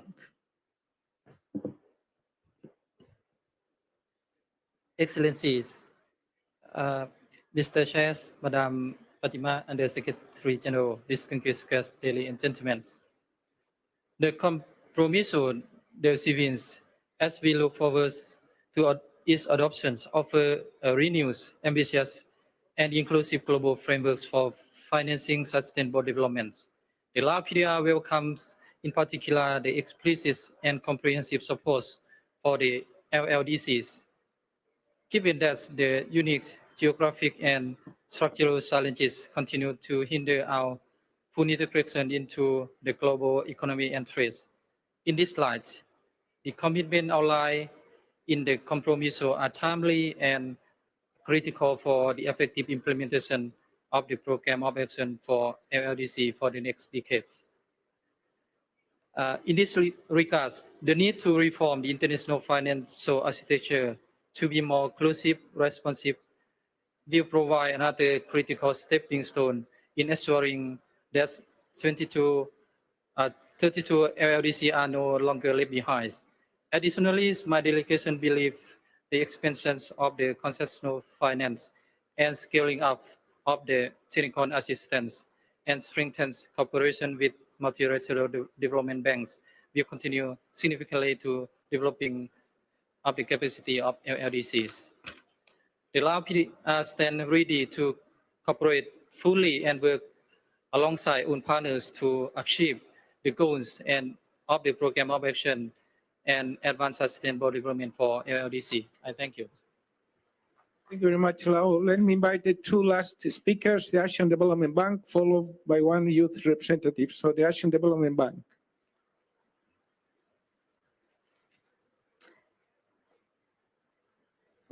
Thank you. I'll be very brief. Honorable Ministers, Ms. Rabat Fatima, distinguished participants and partner organizations, the Asian Development Bank is proud to be a partner in implementing the UN programs of action for landlocked developing countries. As a snapshot of ADB's financial support to LLDCs under the previous Vienna program of action, over the period of 2021 to 2024, ADB approved 135 RCI projects in our 12 landlocked countries. It's great to see so many of you here, with a total, which mainly went for transport, energy, public sector management, and the rest for projects in water, health, agriculture, trade and industry, and the education and finance sectors. In addition, ADB also provided $90 million for 108 technical assistance programs. Looking forward, under the new AWASA program of action, ADB will continue to work together with our LLDC member countries to further strengthen their physical and soft connectivity while building climate resilience into infrastructure. We're also supporting our LLDC member countries' efforts in implementing the WTO Trade Facilitation Agreement and other international treaties. In sum, ADB will continue to work alongside our LLDC member countries and development partners to unlock the full potential of regional cooperation, driving inclusive growth, resilience, and sustainable development for the years ahead. Thank you. Thank you very much. So I want to invite the last speaker of the list. We have to leave the room, I think, just now. We don't have time for the representatives, but well, you can submit to your statements to the Office of the High Representative. I really wish to thank the honorable ministers. Just 1 minute, please, 1 minute. Thank you very much. Excellencies, distinguished guests and fellow change makers, we are gathered here not just to discuss financing, but to reimagine how it can truly transform lives. As this conference rightly emphasizes, we need a renewed global financing architecture.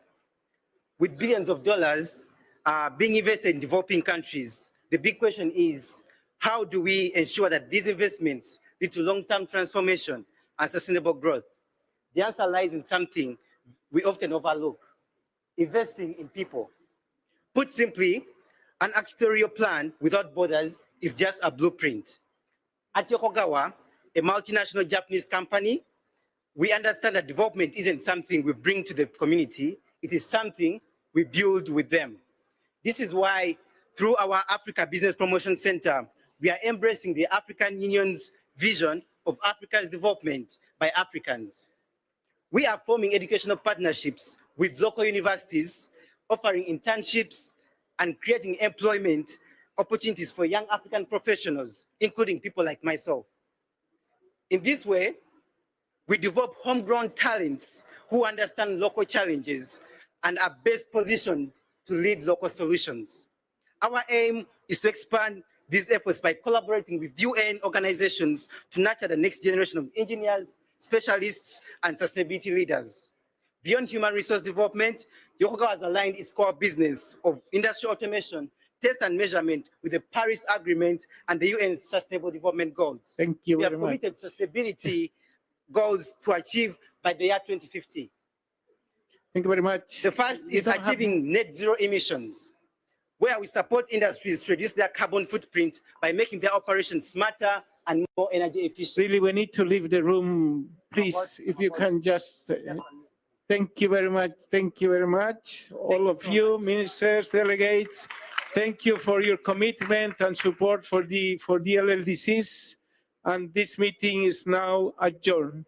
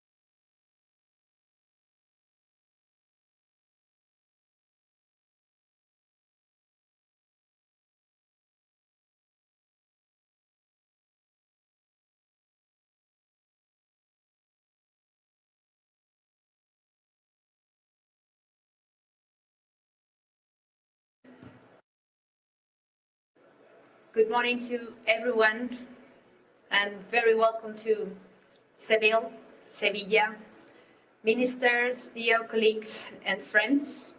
For me, it's a real pleasure to be here and open this special event. A special event in a topic that lies on the heart of our shared global challenge, how to ensure that climate finance becomes a true driver of sustainable development. Science is clear. According to the last report of the WMO, 2024 was the warmest year since records began. Climate action is a catalyst for prosperity, for stability, and equity. And to reach this horizon, we already know the path, transitioning away from fossil fuels. And as well, we need to act in many other pieces, special ones: food system, mobility, protect and restore degraded ecosystems. Over 60% of global GDP depends on natural resources, healthy ecosystems, and services they provide, like clean air, fresh water, or rich soils.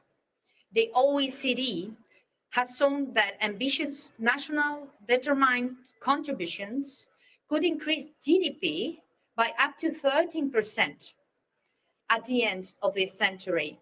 And integrated climate and development policies could lift 175 million people out of poverty, one of the main goals that we are discussing here in this conference in Seville. Climate action also help to correct structural problems in economic model, such as lack of pricing for ecosystem services, fossil fuel subsidies, and absence of de-risking and risk-sharing mechanism.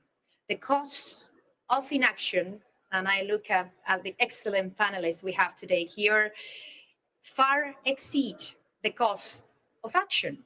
Moreover, investing in climate resilient infrastructure offers high returns. On average, every dollar invested results in $4 in benefits. These figures make it clear. This is a clear message for all of us. Acting now is more important than ever and is a major economic opportunity. But we must keep in mind that scaling up finance in low and medium income countries not only requires joint effort from the public and private sectors, it's also important to provide technical assistance. For example, we need to build capacities, local capacities, and also we need to strengthen policy dialogue.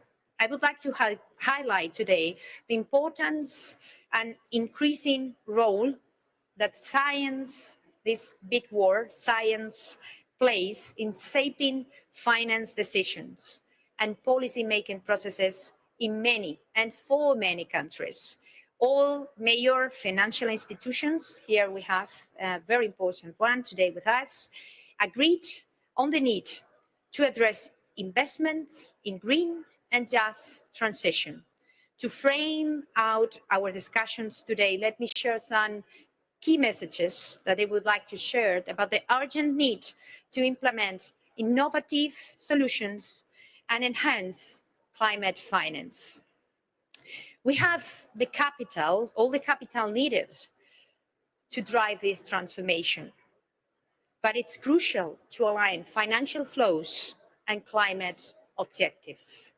We need to implement innovative solutions that make climate finance easier, faster, and just through mechanisms that reach the ground quickly, faster, and align country priorities and support inclusive and good growth. These include innovative solutions. I'm sure that during these days in this conference, all of us have listened to different innovative models and options, but we in Spain are supporting some of them, like climate for debt swaps, green bonds, debt suspension clauses in the face of climate disasters, and results-based financing. It is very much crucial to expedite allocation of special drawing rights towards green and social objectives.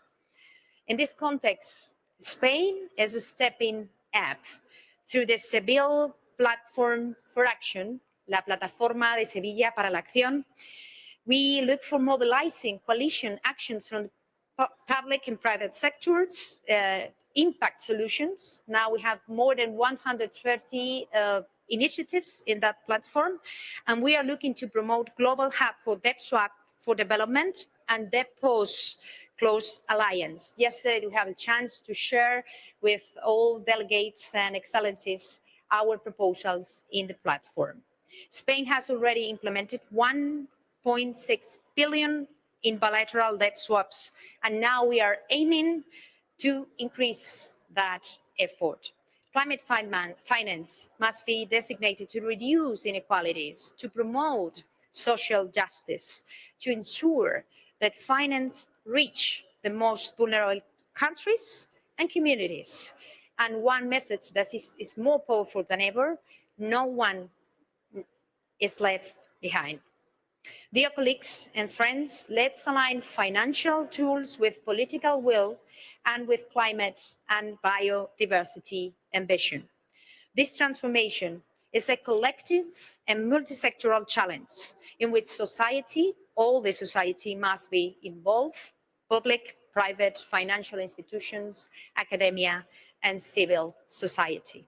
The coming conference in Berlin is crucial, marking the 10th anniversary of the Paris Agreement. We must demonstrate that international communities support multilateral system in response to climate emergency, with ambition, with action, with cooperation, implementation, and consensus. Today's panel will explore not just how much, but how effectively. And we will debate in 4 key opportunities. The first one, reforming global financial rules. The second one, tapping innovative solutions. The third one, reducing debt pressures. And the last one, and very important one, how we can mobilize development banks and private finance to create real results. Dear colleagues, no country should be forced to choose between paying its debt and protecting its people from climate disasters. As Secretary General of the United Nations said, climate finance is not charity. It's not charity. It is investment in people, in stability, in our shared future.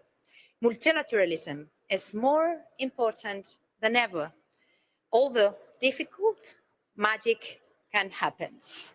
And Seville commitment is a clear proof. El compromiso de Sevilla es una prueba real. Thank you very much. Thank you. Now, I'm truly looking forward for these discussions and insights from distinguished delegates and panelists. Let me start with Ambassador and President designated of the COP30, André Correa do Lago. We also have the pleasure to have with us Nadia Calviño, President of the European Investment Bank, Lord Nicholas Stern, welcome, President of the Grand Hand Research Institute, Laurence Tubiana.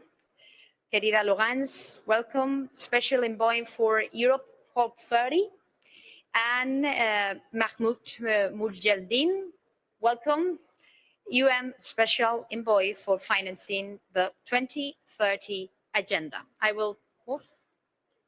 Seated. Yeah. So, thank you so much, Sarah. I'm very excited to be in Seville and living this this moment that you have created here, that I believe already changes the mood regarding 2 agendas that strangely were extremely positive agendas, but some people decided that they became dangerous agendas. No, So the title of our discussion today is like we're talking about things that cannot talk about. Climate and sustainable development. These expressions now have become expressions that are being fought in negotiations, are being fought in the press, and I think that Seville has changed that mood. And I thank you very, very much for that, not only because it's good for the world, but because you help me in the preparation of COP30. So I'm personally very thankful to you. I think this is the right agenda. There is no doubt about it. And I think that this last year, since we discussed so much in the preparation of Baku regarding the financing for climate, we know much better what exists, what works reasonably well, what can work better. And we know all the elements. It's a question of placing the elements in a much more orderly way and in a smarter way. And we need economists like our dear Nick that are helping us for many years to put a logic that I believe we're getting closer to a logic. And I'm very happy to see that. And I hope COP30 with the Baku to Belém roadmap that we are building, Minister Babayev and I, we're going to be able to have a clear perspective of how we can go ahead. But we need lots of support. We need all of you to, with suggestions, with submissions to the best possible ideas regarding this. The other element that somehow there is a responsibility on Brazil's shoulder is the fact that the Rio Conventions were born separately in Rio, but now more and more people believe that they have enough clout to be joined and to work better together. And obviously the SDGs also, since they were, the final decision was 2015 together with Paris, but the decision to develop them was in Rio in 2012. So this responsibility that we accept and we think is really the most clear of the agendas, of the constructive agendas that we have in multilateralism now, because multilateralism is being so criticized, and definitely there is no alternative that compares to it. It's obvious that we can do better. It's obvious that we can improve many things, but the principle of multilateralism, I think, has also been strengthened here at this here in Seville. I want to say a little word about Laurence Tubiana because, Laurence, the title has to be inverted. You're a special envoy of the presidency of COP30 to the EU, not of the EU to the COP30. So she works for me, not for the EU. So have no doubt about that. She's on my side. So, and I'm very, very glad. And I'm very, very glad. That's perfect. Sarah says it's the same. Very good. So since Sarah and Nadia are in agreement, and Mahmoud, I think that what you've been doing recently is quite heroic, and we all thank you for what you've been keeping alive and strong. So it's a great pleasure to be in this group. Now, I think that how we are going to adjust the opportunities is absolutely key. I believe that there was a time until recently that people were doubting science, that climate change was not happening. I think that today it's very difficult to continue to say that. I believe that the great threat we are living is that people are now raising doubts about the logic of combating climate change. The logic, the economic reasons, the economic justifications to fight climate change. And I think this is a message that is essential in the months ahead in the preparation of COP30. Yes, combating climate change can be a great business, can create lots of jobs, and can be very good for development. And I think this message has to be to come with enormous insistence, because the other side, when they are more rational, they say, no, let's concentrate only on adaptation because mitigation is useless because everything is going to happen anyway. No, we have to work both, because adaptation is already so necessary that we even had to create loss and damage, because adaptation came somehow a bit late. Had we started adaptation earlier, we wouldn't have needed it. But adaptation is what comes closer to people, is what people understand, and it is what we can solve in the life of people. And the fragility of adaptation is something that we are fighting quite well now. The fragility of adaptation is its essential difference with mitigation, is that mitigation, wherever you act, it's positive for everybody in the world. Adaptation is still seen as something local.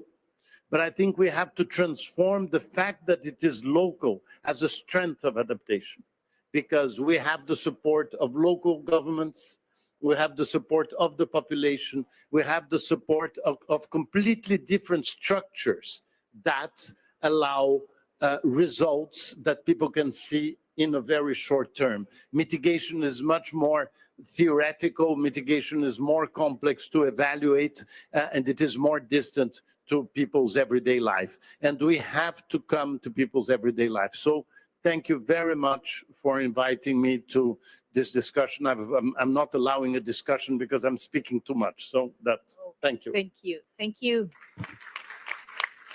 Thank you, Ambassador. And I totally agree. I think we need to stress the opportunities of this transition, the opportunities of fighting against climate change, and analyzing all the co-benefits and providing that figures, that numbers to the people, to everyone.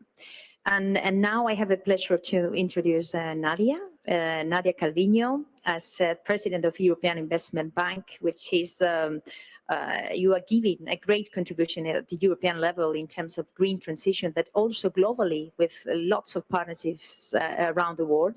I would like to ask you, what is the role of the EIB in climate action? And if you can also give us some concrete examples of actions that you are embracing. Thank you. So thank you very much. I'm delighted to be here. And I would like to share two messages and two thoughts with you that complement what the ambassador has been putting on the table. First, to say that the European Investment Bank is in a relatively unique position right now, because our shareholders are the 27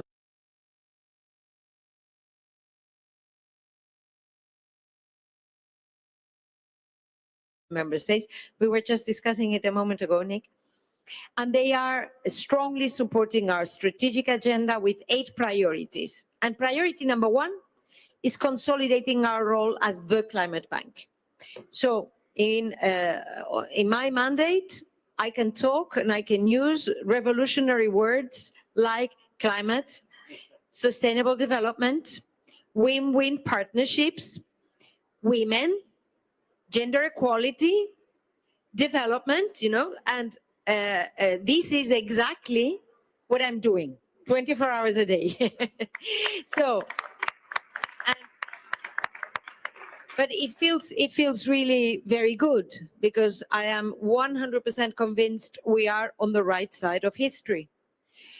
And being the climate bank means that we have more than 60% of our finance going to green investments, as you highlighted, inside and outside the European Union. It's true that 90% of financing from the European Investment Bank goes to projects inside the EU, but the 10% outside the EU is 8-9 billion a year. It is a quite important amount, which we are really increasingly focusing in flagship projects like which have to do with, indeed, water supply, clean water supply. It has to do with sustainable transport. It has to do with clean energy. It also has to do with supporting adaptation.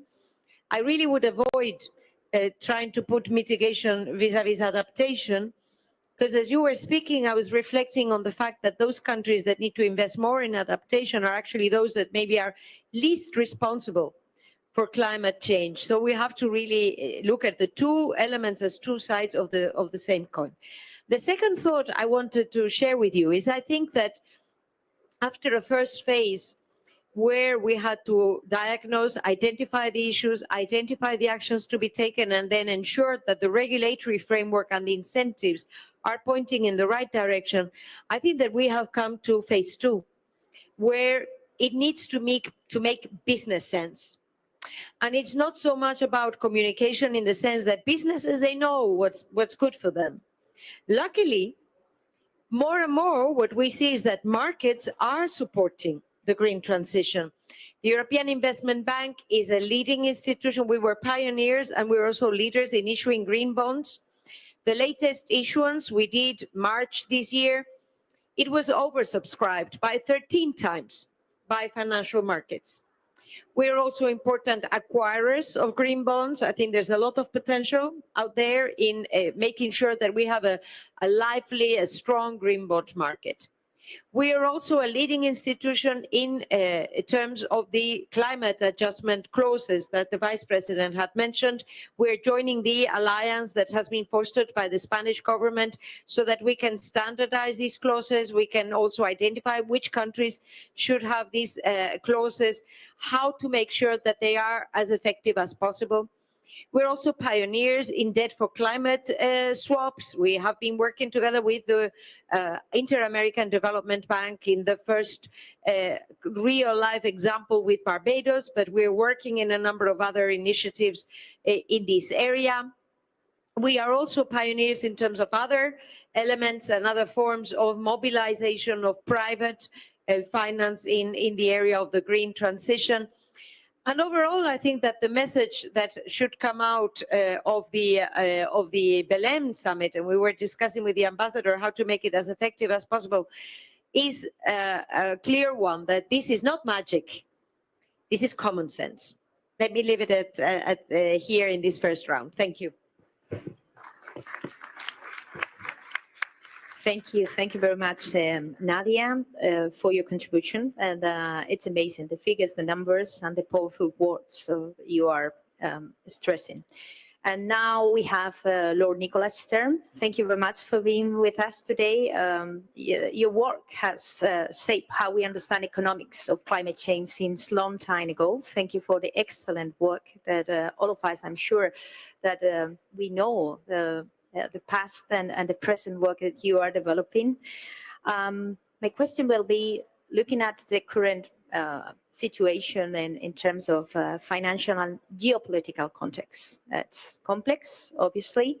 How we can reframe climate finance in a way that is more attractive for governments and for private investors? Thank you very much, Sarah. And can I begin by saluting the vice presidents and presidents on my right? I was at Monterey for the first of these and in Addis for the third. The second was during the financial crisis, which was very defensive. But Monterey and Addis were major events. And I think if we look back on Sevilla, it will be a major step forward. And thank you for that leadership. Thank you for the leadership of Spain in sticking to 0.7%, in keeping climate at the top of the agenda. Thank you, Andre, for your leadership. This is going to be one of the really significant COPs. Of course, Paris, Laurence was enormously important. This is going to be enormously important as well, for all sorts of reasons which you know about, with the the presence of biodiversity, the way the finance ministers, foreign ministers, environment ministers have come together, the emphasis on implementation and so on. This is going to be a major COP. And EIB has been out in front. It absolutely has. Those of us who have worked in international institutions and multilateral development banks are really in awe and respect of the way in which you've led the charge. So thank you all very much. And you're all showing that, to coin a phrase, yes, we can. The opportunity is in the title of this session. This investment in climate action is the growth story of the 21st century. That is, in fact, the title of a book I'll be publishing just before COP 30. It's more than we can decouple climate action from growth. It's much stronger than that. It's stronger than we can find ways of balancing. This is a story where the climate action and the important, valuable investments that have already been described drive growth and development. And they drive growth and development in a much stronger, cleaner, more attractive way than the dirty, destructive models of the past. And it's very important that this is central to the story. I mean, let me just, you've got a professor of economics here, so let me just illustrate. The clean is cheaper than the dirty across a big bulk of emissions, for essentially electricity and vehicles, and that's coming in other areas as well. It's also the source of innovation. So cost and innovation, this is part of the growth story. Second, a lot of the things here have very powerful economies of scale. That drives growth. Third, a lot of this is about efficiency. Efficiency is productivity, is growth, right? Fourth, and very importantly, it's about transforming key systems, cities, energy, transport, land, water. And of course, water and land are a very big part of our natural capital, which is a big part of the story, as has already been emphasized. Cities where you can move and breathe are more productive than cities where you cannot, right? It's basic. It's a real productivity issue and a better development issue, more than narrow productivity. Fifth, health. We kill 5 to 10 million people a year from air pollution, most of it from fossil fuels. Remember, that's a very big number. The number who die each year would be a bit more than 50 million. 5 or 10 million a year. And that doesn't count, you know, the children and the adults that we maim by air pollution. Huge productivity effects here. But I hope people would pursue the health objective because there's a health objective, not simply because it's productivity. And finally, this will be a reason to really ramp up investment, because all these benefits that we're talking about here, this growth story requires investment to make it happen. And we've already adaptation investment, you know, you get $10 back. The report we published yesterday, you get $10 back for, or we spoke about yesterday, $10 back for every dollar you invest. That's good investment. That's productivity. That's growth. So taking that story out very strongly is very important. Economists are a conservative profession, sadly. They've taken time to move in the direction of the basic economic logic, because of the first 5 things I pointed to are not in standard economic models. They're not in the macroeconomics models we build. It's quite hard to build them in, but it's not impossible. And we can't just sort of run on one model, which is leaving out everything that's more difficult, that's difficult to put in. That's not honest economics. So this is a story then, which is building in the profession now, I'm happy to say, but it's still got some building to do. And as Andre said, we still get some pushback politically. Now, I've taken a lot of time, but I wanted to show that this growth story is a growth story of real substance, with real evidence, with real forces at work. I can give you the numbers very quickly if you need them now, or I can wait for the finance question, which is coming. Should I wait on the numbers? Give it now. Okay. In the Baku to Belém, there's a 1.3 trillion number in the for 2035. That was there in Baku, and it was part of the discussions in Baku. It's actually quite simple where it comes from. So let me just describe it. If you look at climate finance, and here we mean energy transition, we mean adaptation, resilience, we mean loss and damage, we mean natural capital, we mean the just transition. So if you take that climate finance, which is of course part of the investment we need for the SDGs, it is nested within, it's not something separate. But if you take those areas, and my dear friend Amma Bhattacharya is there in the second row working away on the numbers, which we co-chair with Vera Songway. And if you look at the investment flows which are necessary in emerging markets and developing economies outside China for 2035, you get the total investments necessary in those areas I've described as around 3.3 trillion. So you start with a question, what investments do you need to deliver on Paris within the context of the Sustainable Development Goals? That's the first task, and you calculate your 3.3 trillion. It's a deductive story. It's not a negotiation. It's a deductive story. And then you say, how much could you reasonably, given the countries you're talking about, emerging markets, developing economies outside China, given the size of investments that are necessary, how much could you, of that 3.3 trillion, could you finance internally? Most countries, including poor countries, finance their investment internally from their own savings, whether it's a poor farmer in Africa or India or elsewhere.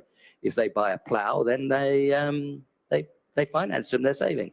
But of course, the poorer you are, the more difficult it is.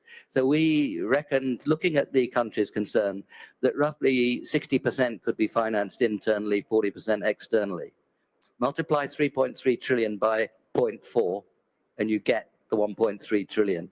It's not some arbitrary number snatched out of the air. It's deductive in terms of what's necessary for delivery on Paris within the context of the SDGs and what can be financed internally. Then you say that 1.3 trillion, how's it made up? Well, roughly half could be private sector, provided that the risk is managed well, the risks of the investment and the risks associated with the finance. Roughly half, 650 billion, roughly half of the other half, that means a quarter, ballpark 300 billion or so, should come from the multilateral development banks and development finance institutions. And that's where we get the tripling from, which, working with N.K. Singh and Larry Summers for the Indian presidency of the G20, that's where the tripling came from. So these numbers are not negotiation perspectives. They're what we need to do the job. And the job is a fantastically attractive one of development, adaptation, mitigation, a much better path of development than before. I've probably gone on too long, but thank you. Thank you. Thank you very much. I think it's important to know the basis of 1.3 trillion. And it was very, very clear to all of us. So thank you for that clear explanation. Let me give the floor to Laurence Tubiana. Querida Laurence, you are a key architect of the Paris Agreement. You were there and you have been always been pushing for this climate agenda. Thank you very much for that hard work and the ones you are doing now with the Brazilian presidency of the COP, aligned with the European Union, Andre. You have been instrumental in shaping conversation through leadership of Global Solidarity Levies Task Force. So I would like to, if you can share with us more insights about the steps that you are taking in this task force and concrete innovative sources of financing that you have identified. Thank you. Thank you, querida Sarah. I want to say first my incredible admiration for your Prime Minister, for your government, who all of you, your team is a light in sometimes very concerning debates at European level. And I appreciate, of course, what you do, Nadia Calvino, saying, I am not changing course, I'm staying up, I'm standing up even. And it's really remarkable, and hopefully we have you, and you have your government and your dedication to continue that when, some politicians are doubting or wanting to backtrack. And together with your government and the EIB governance, you are staying the course. And we need that clarity and that determination. So, and of course, I am behind Andre, I am on this side. Everybody is on your side, by the way. Huh? So you have nobody against you, hopefully not. At least we will, anyway, eliminate them who are not with you. You know, sometimes we need a little bit of energy to do that. So on this global solidarity levy, it started 2 years ago now by the President Macron, Maya Motley, and William Ruto in Paris in June 2023. So I proposed to the president, the French president, that we need new resources, and we need resources that really don't create debt. And we need, in this, including to leverage private finance, we need this type of money that, of course, will not create debt. And the second principle was, we need finally to apply fully the polluter pay principle, or as President Macron said, I think on Tuesday, the one who has really benefited from the globalization, the economic globalization of this world, should contribute to the problems that this globalization itself has contributed to create. And global public goods today needs a global response to fund them. Of course. And so we started the job with a group of countries, now 20 countries participating to the Solidarity Levies Task Force, endorsed by now a number of governments. And at that Seville forum, it was a very crucial milestone to, in a way, prepare for COP30, to have really a number of countries committing to put a new tax or increase their tax on one of the sectors which is really a very important element of pollution and a very important element of inequality. And thanks to Pedro Sanchez, who has been so vocal, Spain joining not only the coalition, but deciding to do so, and of course, a number of other countries that has decided to go. And I think I would try, my job is for Andre, my boss, just to bring many more countries in COP30 to deliver that. So what's the rationale behind that? Aviation is a sector that contributes a lot to climate change, not high levels now, 4%, but it's growing very, very rapidly. The second element is that it is it's very representative of the concentration of wealth we are seeing these days, which is really a major problem. I can say that when you are a professor or a nurse or a worker, you pay tax on your gasoline to go to work. When you fly, most of the time you don't pay any tax. You know, we have the Chicago Convention, so kerosene is not taxed. And most of the time, even we have subsidizing the air flights through subsidization of airports and etc. And so looking at the numbers, you know, there is this famous number that one of my students has produced, which is a 1%, with Thomas Piketty and others from the Economic School of Paris, said 1% of the richest people emit as much as 60% of the lower income at global level. And this 1%, they are the same, always the same, that finally account for 50% of emission from commercial aviation. So, you know, they are the one we should contribute. And so, and of course, the idea was not to punish people who take their holidays once a year or, you know, or go back to their country after their work in other country. So economy class is not the point for us, but the point is premium flights, business class, first class. You cannot imagine how much this category of flight have increased since 2021. It's impressive. 50% of increase on these tickets. Well, the result of the consumption of wealth. And private jet, I don't know if my experience is, I'm not a banker, I'm not a 1% person, but I receive emails proposing that I can take a private jet to do 50 kilometers, so like a taxi.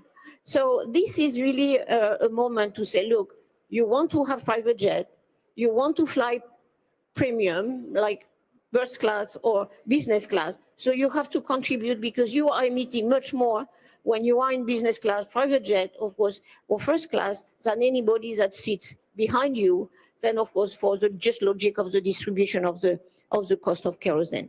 So I think it's really, you know, I've been in this climate policy for many times, sometime, and you know that today people feel that this climate policy are regressive. They are decided by the elite against the people. You know that framing, or in particular on some extreme right, far right movements. But in reality, that's true. Sometimes they have been regressive. That's true. And so this tax is absolutely following the principle of polluter pays and progressivity and justice. That's why I'm very happy that some government has decided to go so. We are almost 10 countries now. We should be much more by COP30. And you know, this is a very popular measure. Polling, including Spain and Brazil, have been done, and many countries around the world, and says that between 3 and 4 people among 5 people, when you ask them, are in favor of that progressivity on tax. They see that as just mere justice. So I think it's very good that this element, and I can tell you in June 2023, everybody was looking at me and my team saying, it's impossible, you would not get it. Yes, we got it, thanks to you, thanks to Sevilla, thanks to COP30 energy, and I think we can deliver that. It's not small money. It's not, you know, just a symbolic thing. We could have at least, if there was more countries, many more countries using this tax on this premium and private jet, we could list almost 80 billion a year. It's not nothing. When we are looking for 300 billion a year of mostly public finance, this is not a small number. And I can tell we will continue working on tax on financial flows. That's not the polluter per principle. But, you know, we have an energy consumption that AI and cryptocurrencies, and you, Nadia, must be very worried about what we do with crypto, but crypto could contribute too, as well as oil and gas extraction. I think they could contribute too, because most of the time they are subsidized when they should be contributing. And I think we have to bring the oil and gas companies with us that they should contribute to that. And this could be around each of these measures could bring 100 billion a year. So again, not small money. So I do think that, you know, 83% of low income and 48% of lower middle income countries collect less than 15% of GDP in taxes. This is the threshold required of a path to growth. But by comparison, the average tax to GDP ratio for OECD countries in 2023 was 33.9%. So we need to increase the capacity of developing countries to tax, again, their 1% and keep this money for them, when developed countries has to transfer that money mostly to others. I know it's always a delicate discussion with ministers of finance when they have to balance the budget. I can tell in France it was a huge thing, but it was done 55 years ago with a UNITAID project where President Chirac and President Lula decided to put a tax on aviation to fund the fight against AIDS. And this fund in France funds not only pandemic, but it funds as well the Global Green Fund, the GCF. So it's innovative, but it's not that new. And I think we can develop that. Again, it's not the solution, it's one of the solutions in the vast landscapes that Nick has described. And I think, Mahmoud, you would even develop that more concretely. Thank you. Thank you, Laurence. Thank you for your leadership, and thank you for providing these very important initiatives. And hopefully we can see from Seville to Belém that much more countries join us in this very important initiative. And to complete this first round, we have the pleasure to invite Mr. Mahmoud Mujahideen, as you are as a special envoy on financing 2030 Sustainable Development Agenda, and also you are leading a group of experts working on debt. Can you share with us what are the policy solutions that you have identified on this in this subject, and concrete examples to demonstrate how climate initiatives, climate projects, climate investment can drive sustainable development? Thank you very much. Right. Thank you so much, Madam Deputy Prime Minister. It's a great honor to join this panel. Very distinguished speakers with great track record and future plans as well. I'm very happy to be part of the discussion. Embarrassed me a bit, Ambassador Correa de Lago, when he mentioned some heroic work that the team and I have been trying to do.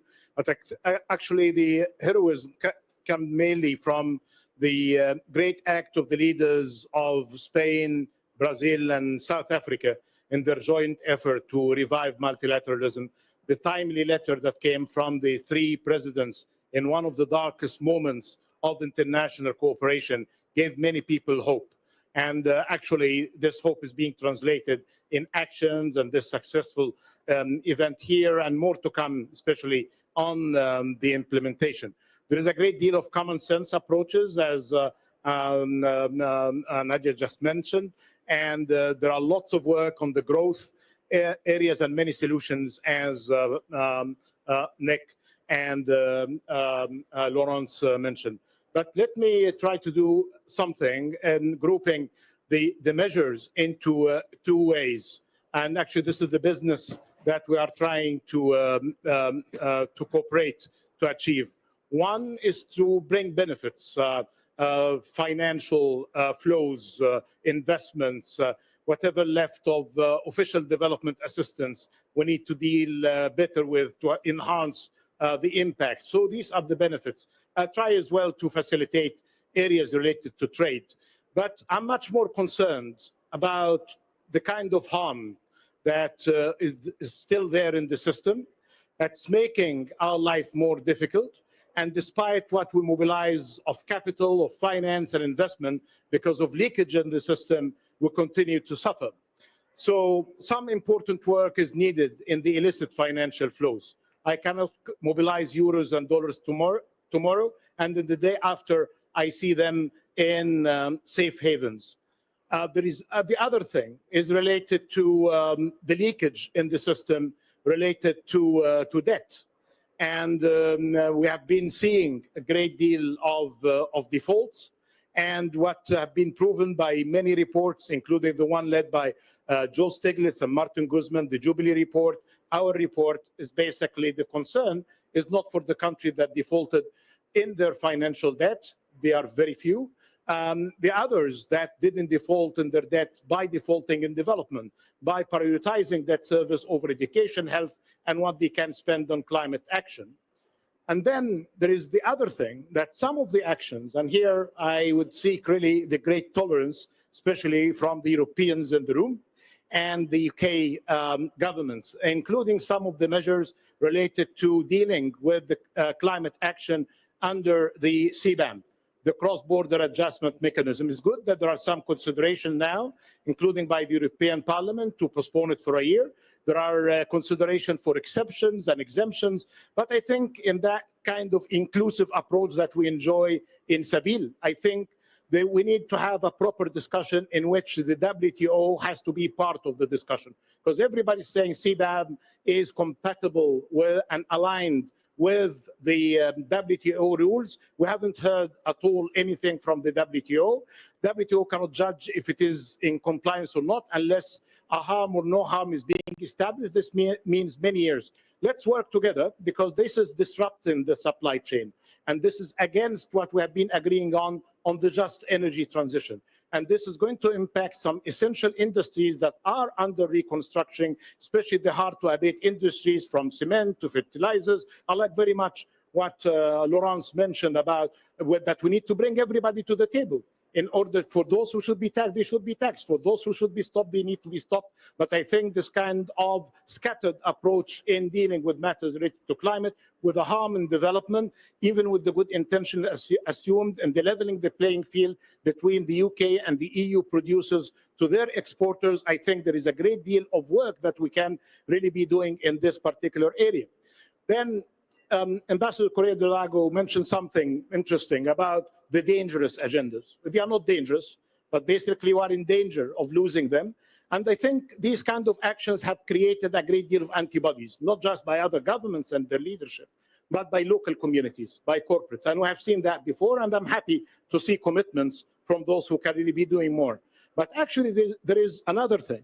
Those who created unnecessarily climate agenda as an enemy of the development action agenda. And both are enemies of the environment and related issues on nature as an agenda. Well, I think Nick just mentioned on the growth agenda, you cannot really be happy or satisfied because it doesn't make any sense. And if we spell that in the actions, if you are serious about climate action, this is decarbonization and mitigation and investment in renewables, congratulations. This is SDG 7 for energy in action. If we are serious, as we should be, on adaptation, I'm happy with what Nadia mentioned about the dangers of adaptation. Sharm el-Sheikh adaptation agenda is telling me these are investments in water system, SDG 6. It's in food systems and agriculture, SDG 2. It's in areas related to resilience of infrastructure and borders. This is and frontiers. This is SDG 9 and 11. So there is no dichotomy. It's fabricated dichotomy, and we spend too much time fighting each other's while the great economists are proving it, and fellow farmers in my village would say, I don't really mind where the money is coming from, EIB under development, EIB under climate, from the home government mobilization, as far as it is mobilizing finance for project development. Common sense by the villagers is proven right by top economists, so I think we need to stop that. Then those who are in the room in the UN, of course, they have all of the right to be concerned about additionality. Yes, this is another discussion, that we are committing funds for development, the old 0.7, and now we have the 300 billion. Yes, it's the right of global South countries to be concerned about additionality. But this kind of interesting discussion shouldn't really be confusing the policymakers or the investors. This gets me into the very final point about the fact that when we started with the work on finance, it's insufficient, as demonstrated by the work of Nick, Amar, and Vera, and I'm part of this group from the very beginning as cheerleader, and now I'm a member under their leadership. And now it's the insufficiency, again, because it has this kind of link with how much we are spending on debt. There is an important study about 100 plus cases of default, talking about growth that Nick is reminding us with. If you have such default for the 100 plus of incidents, this gets your growth lower than the counterfactual by 2.5 to 4 percentage points. And countries take decades to recover after this kind of a default incident. So we need really to be working in a more comprehensive approach. The insufficiency need to be dealt with, and we need to mobilize finance from all and different sources, public, private, domestic, and external. There is the other thing. It's about inefficiency. The president of the World Bank, in his address day before yesterday, he said it takes 27 months until a dollar gets out from the door. Now it takes less, but still more than a year. This is inefficiency. And I bet that the IB is competition, is doing more perhaps in accelerating the funds. So this inefficiency, not just by the MDBs, but by the vertical funds, and I hope this will be an area of discussion in Bilim as part of the mobilization efficiency. And then that gets me into the very last thing.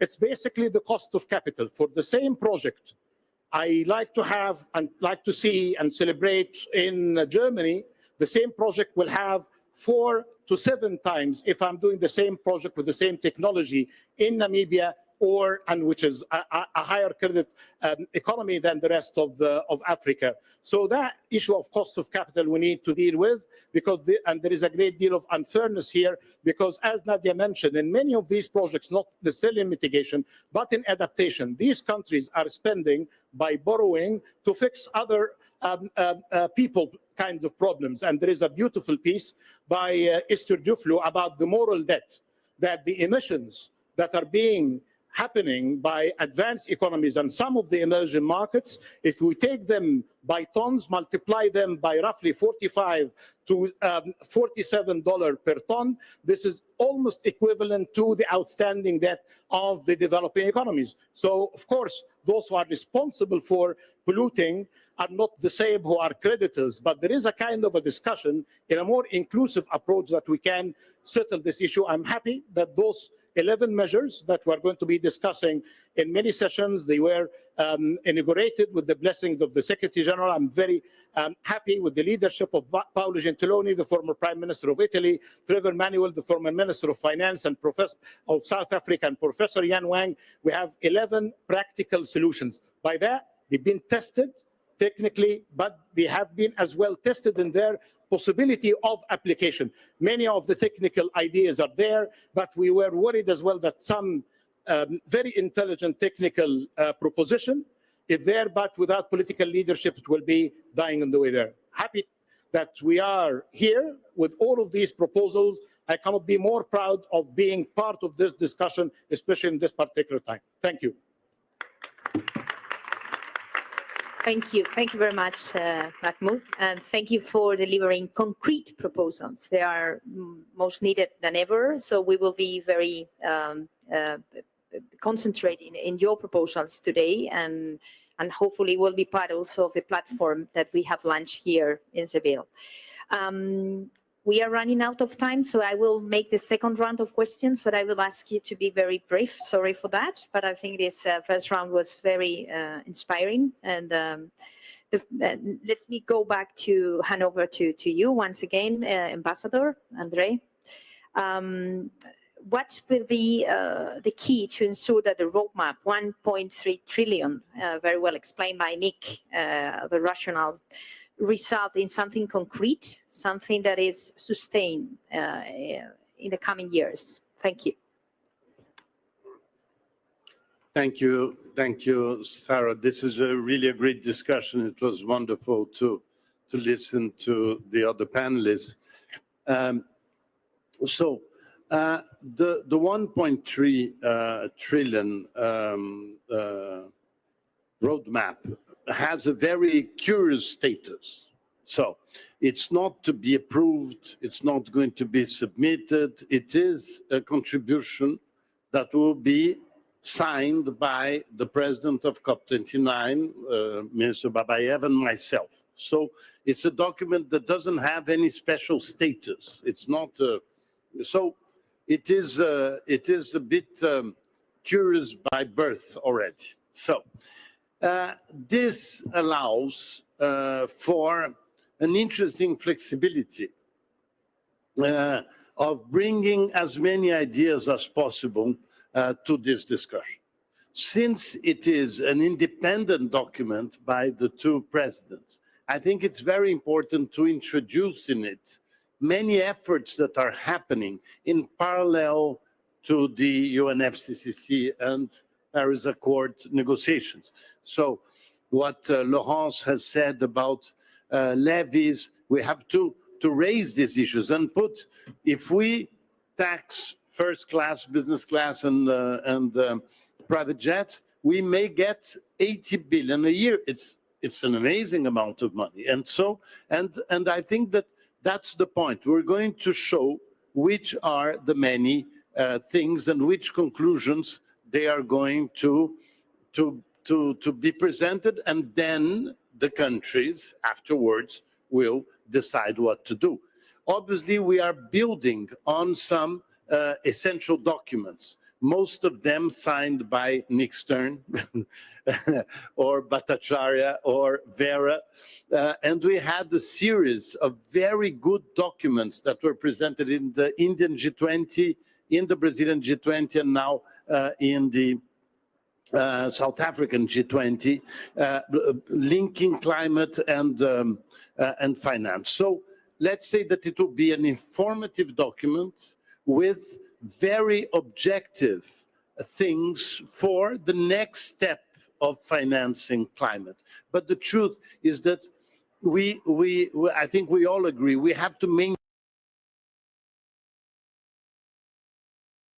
mainstream climate into all investments. We have to mainstream climate in all the finance, international finance. And the NDCs are an amazing instrument for that, because the NDCs, like the one we prepared in Brazil, was designed as a development program.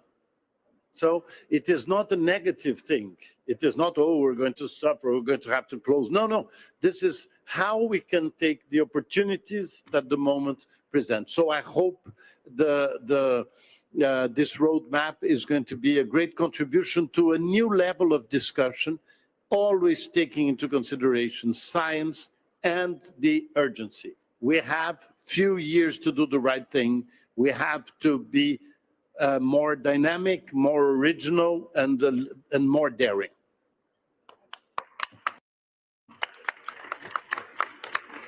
Thank you, Ambassador. And now, querida Nadia, dear Nadia, can you just show some innovative financial instruments that the bank is employing to enhance this action on climate? Some examples also you want to share.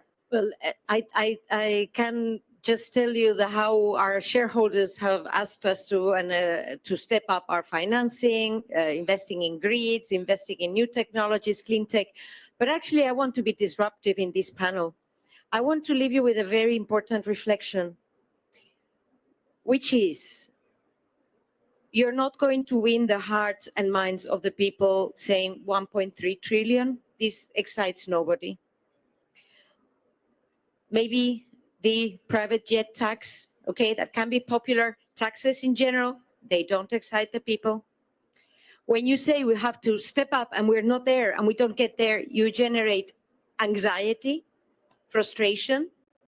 And citizens, they think, so we have to put the money here instead of putting it in health or housing or education or security.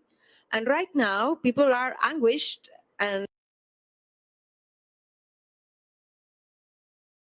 anxious about security, short-term issues. If I have inflation and I cannot make ends meet, to get food on my table, I'm not caring about what happens in 30 years' time. I'm really caring about what happens to me tomorrow.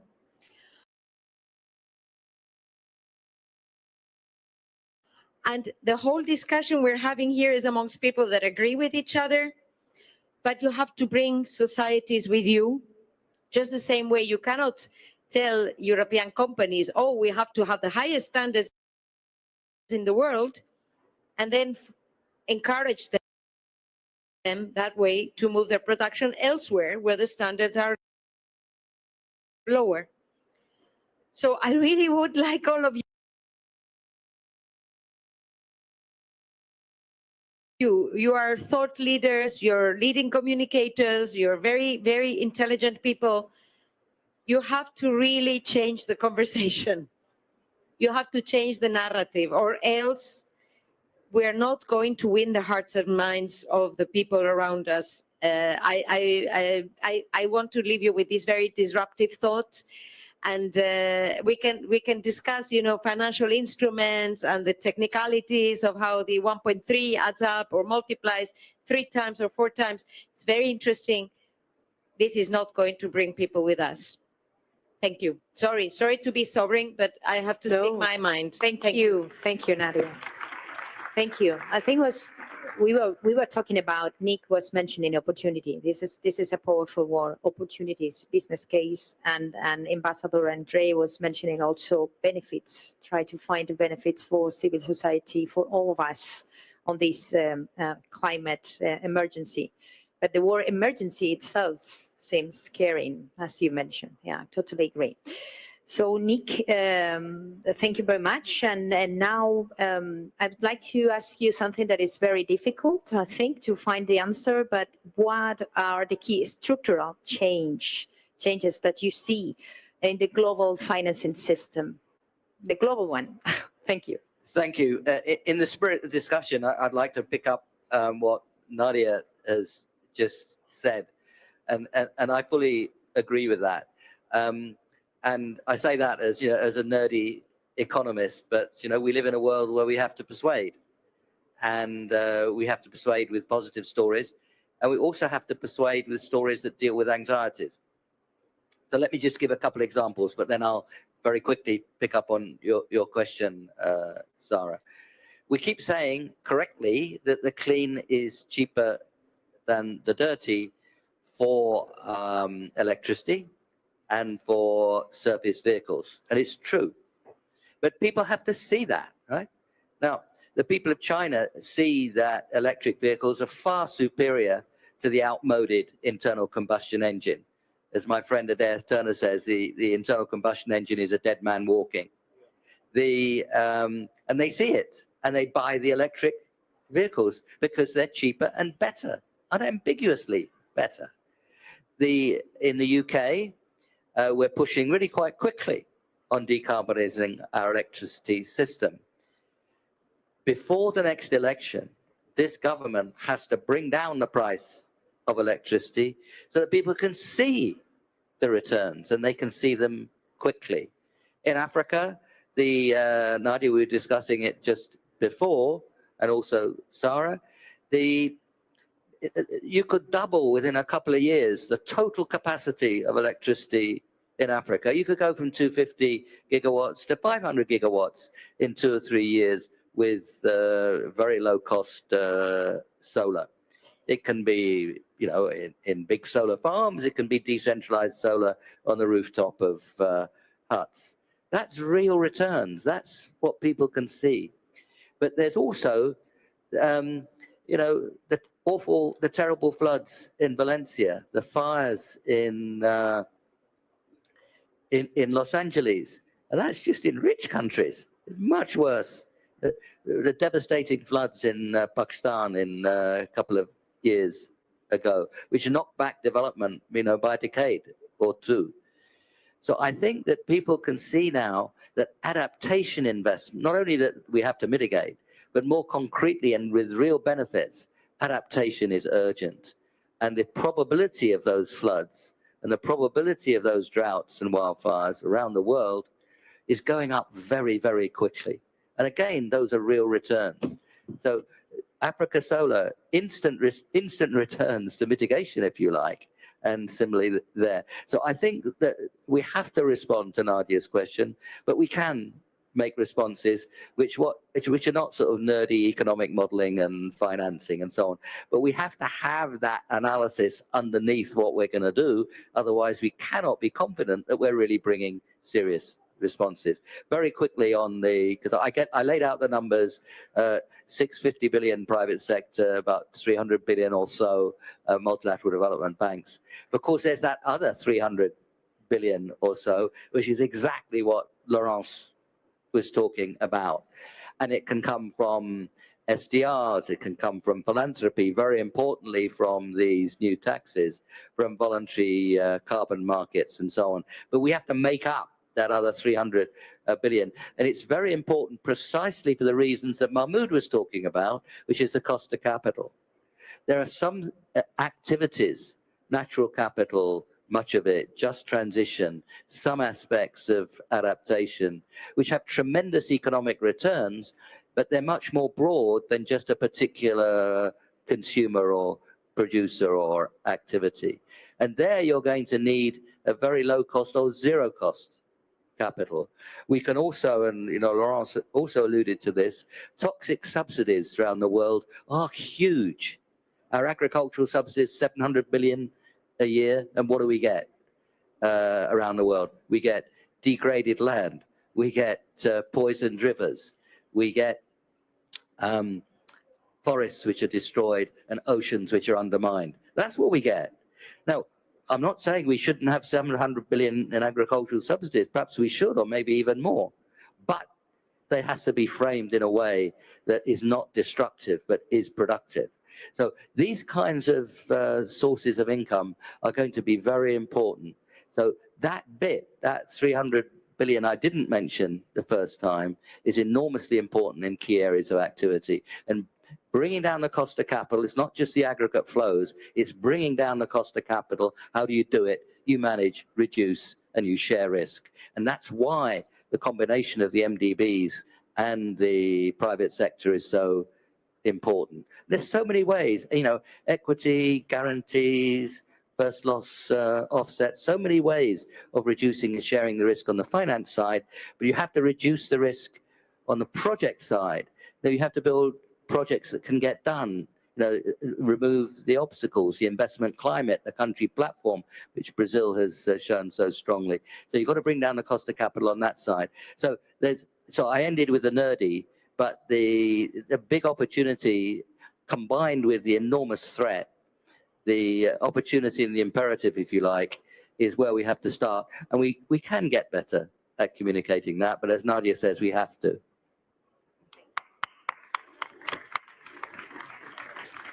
Thank you, Nick. And now, Laurence, querida Laurence, we need to move, and it's very much linked with the answer provided by Nick. Move beyond commitments to implementation, ensure funding effectively is a word that was used by all of you.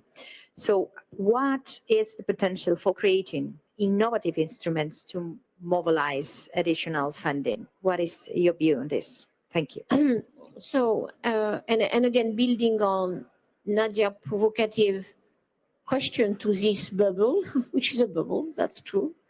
And that connects with that. I don't think we can have new financial mechanisms that are totally detached from how the citizens in the societies are feeling, how the system support them or not.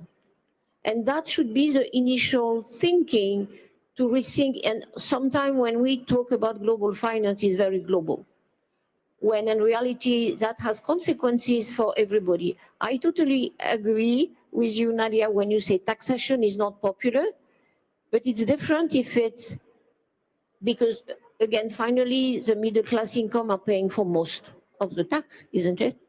And so I think the rebalancing of the justice is something that people are very sensitive to. That's why the G20 declaration on the 1%, very wealthy, high net worth individual, resonate. Just listen to Warren Buffett or George Soros. They know how they have made their money. And they, of course, the concentration is probably something that is destroying our democracies. My response to that, again, to your very, very sound question, is I don't think only top-down policies can work anymore. You mentioned affordability, as Nick has done, is central. We have been saying to citizens in Europe, renewable energy is cheap. They never see that in the bills, as you know, and because of our construction and opacity probably of the tax system. But more, and again, it just seems very, very far away from our conversation here, but my best experience of policy making after Paris was the Citizen Assembly in France, where 150 citizens designed, and you know, they were quite ambitious. So ambitious, by the way, that the government of France was frightened, but they have very sound thinking, like cheap leasing on electric vehicle to get access. No, in a way, zero investment for the very low households for insulation their houses. And a series of, and then of course the kerosene tax for flights, because again, few people, even in France, are flying. So, and that was mostly on the private jet issue, which was a concern from people. Or stop advertising on SUV, when at the same time asking us to be reasonable of energy efficiency. So, and when they ask for stopping the advertisement on SUV, you imagine, Nadia, the lobbies, come on, that will destroy media freedom, etc. Well, you know the instrument. So, and or oil and gas saying, oh, we are the energy security and you are killing it. But I do think sincerely that even this global discussion on finance should include citizens, local communities, because that finally is what will be the support for this policy and this transformation change we are looking for. The geek people would not deliver it. I'm totally sure. And that's why we have to reframe totally the discussion on finance. So thank you for saying that.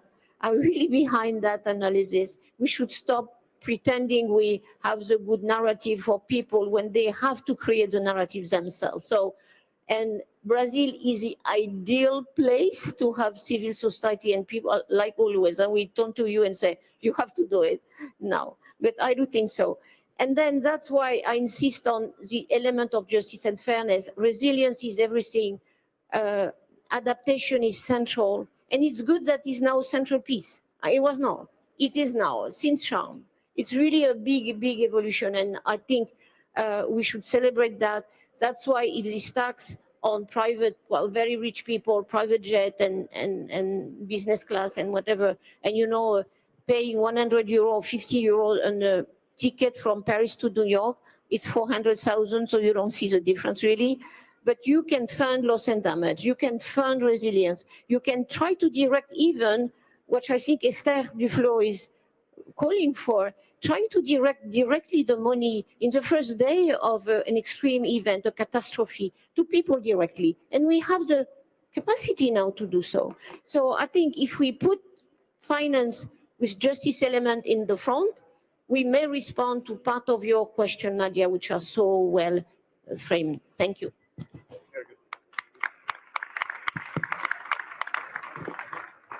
Thank you, Laurence. And we are very late. So last reflections from yourself, Mr. Mahmoud Mujahideen. I think you will present very soon this package of actions, concrete ones on debt, but also we need to join these actions with actions that promote sustainable development and are aligned with climate, which is obvious that they are all of them are aligned, because climate itself means growth, means prosperity, health, all those big words that we have mentioned. So can you provide the last reflections of this amazing panel today? Thank you. Well, it could be an impossible task to do that, but let me just do two things very quickly. Quick reflections and basically associate that, because I've been instructed by the Secretary General of the UN not to miss a chance, as I did yesterday in the session that I co-chaired with Nadia, with the MDBs, without mentioning it. And it's very much relevant. I'm not superimposing it on the discussion. But the first thing is basically this issue of articulation, the narrative, and how to get from the trillions into the thousands of dollars and the millions of dollars at the local level. And actually, being in government before, the work that NEC is doing and others is very helpful to us. At the global level, you get it from that 30, 40,000 level. And then you got that at the national level. You see what kind of guidance as benchmarks use the same methodology. Here in Barcelona, a few months ago, we were discussing the integrated national financial framework, in which we had to articulate the financing for development and climate action at the national level, benchmarking the work at the national level, but to the work that Nick and others are doing with him, including Ammar here and Vera. And then to explain that this is useful for the Minister of the Economy or Planning or Finance, say of Egypt or Jamaica. But then you go to local. It's about air quality. It's about water. It's about land degradation, job gained or lost before of new investments, or because, God forbid, if the CBAM is being applied wrong. And I'll keep hammering at it because I have leaders in the room here who have access to Brussels and London, who can communicate matters better, and I'm happy that there is some progress after such communication, because people will care more about their jobs and about where they live, and basically is very much integrated in their lives, not just the numbers. And here I would say very quickly, two things. One, on the pipeline of bankable investable projects. Mark Carney challenged us. We have the money in the system, but developing economies and emerging markets, that was when he was a special envoy to the UN Secretary General for Climate Finance and Investment. So that in the preparation after Glasgow, we did that for 4 years, and we're preparing that actually for COP30 on the bankable investable projects in a report called From Assets to Flows. And basically, we are proving with the cooperation of MDBs, with some top consultancy firms, with private and investment banks, that opportunities for the origination of right finance for projects is working. And instead of being super reliant on debt instruments, we can have a better mix. Then my final point. The world, because of the global tension, is rediscovering its neighborhood. I'm very happy for Europe rediscovering the merits of the EU. I'm very happy with the new channels being opened between the UK and Europe post-Brexit. I see the hope of the ASEAN. I was thrilled with the new channels of communication between China, New Zealand, and Australia. And to the point about vehicles, I was in China just 3 days ago, and the future is there. With my good friend Ian Bremmer, we were discussing 10 years ago, 19th century was a British century. The 20th century, more or less, it was an American one. And he said, well, the 21st century is just a century. I can tell you, this is an ASEAN Asia century because of what they are doing in investments, in sustainability, in transformation, in digital transformation. From the kids in schools to the sophisticated cars that you see in the streets to the AI solution that you see at the household level. This is the future. And taking care of knowledge centers and investments in the top universities, bringing the top knowledge and apply that. This is basically the future as I see it. I hope that I can say the same about my continent, Africa, but perhaps toward the end of the century or the 22nd, if we start right now, this could be our century as well. But there is an opportunity. The century is not over. We're only 25 years, but this is just to encourage people that if you are just sitting relaxed, there are people who are taking matters related to investments in human capital, in resilience, in digitalization very seriously, and they are not stopping at nonsense. So this is the future if we are serious about it. And there are many disruptors, fun for them, but actually there is serious work happening at scale of China, at scale of India, and scale of the ASEAN. This is where I see hope. Thank you. So thank you very much. Thank you all for your valuable contributions today. Excellent panel. Big applause for all of them. Thank you very much.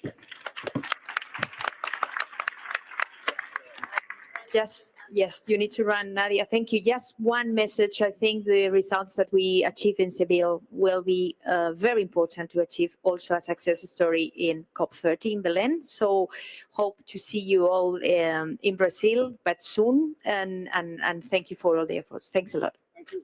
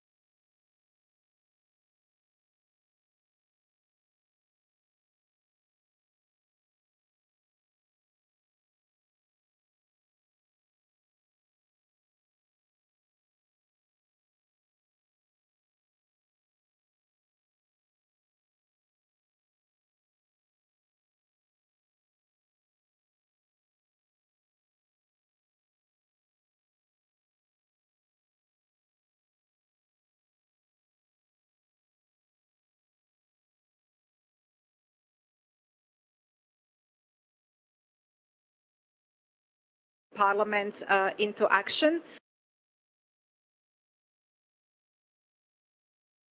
My name is Aleksandra Blagojevic. I am from the Interparliamentary Union, where I manage our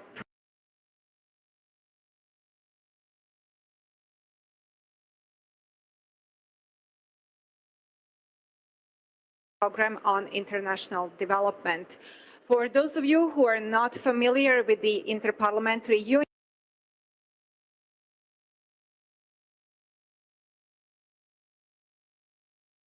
Union, IPU, we are the global organization of parliaments with 182 members.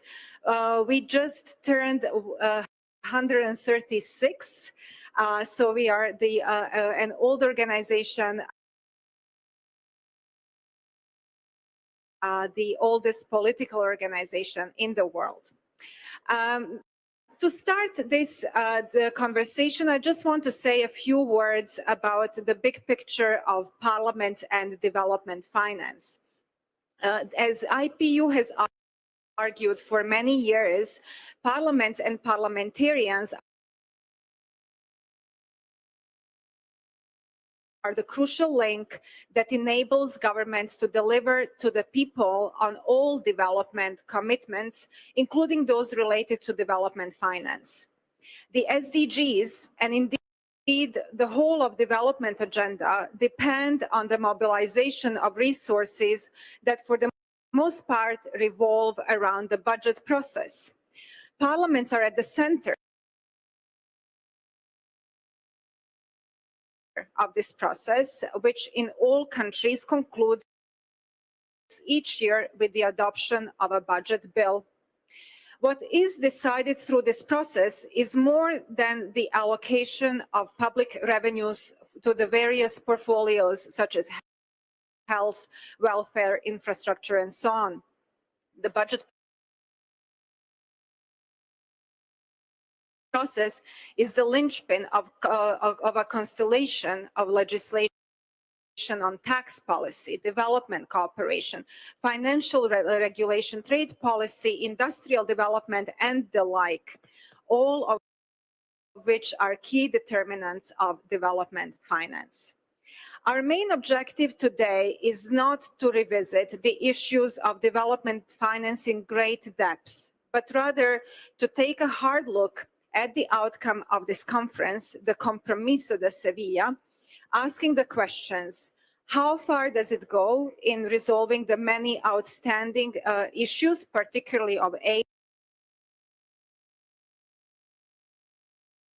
debt, taxation, trade, and private investments?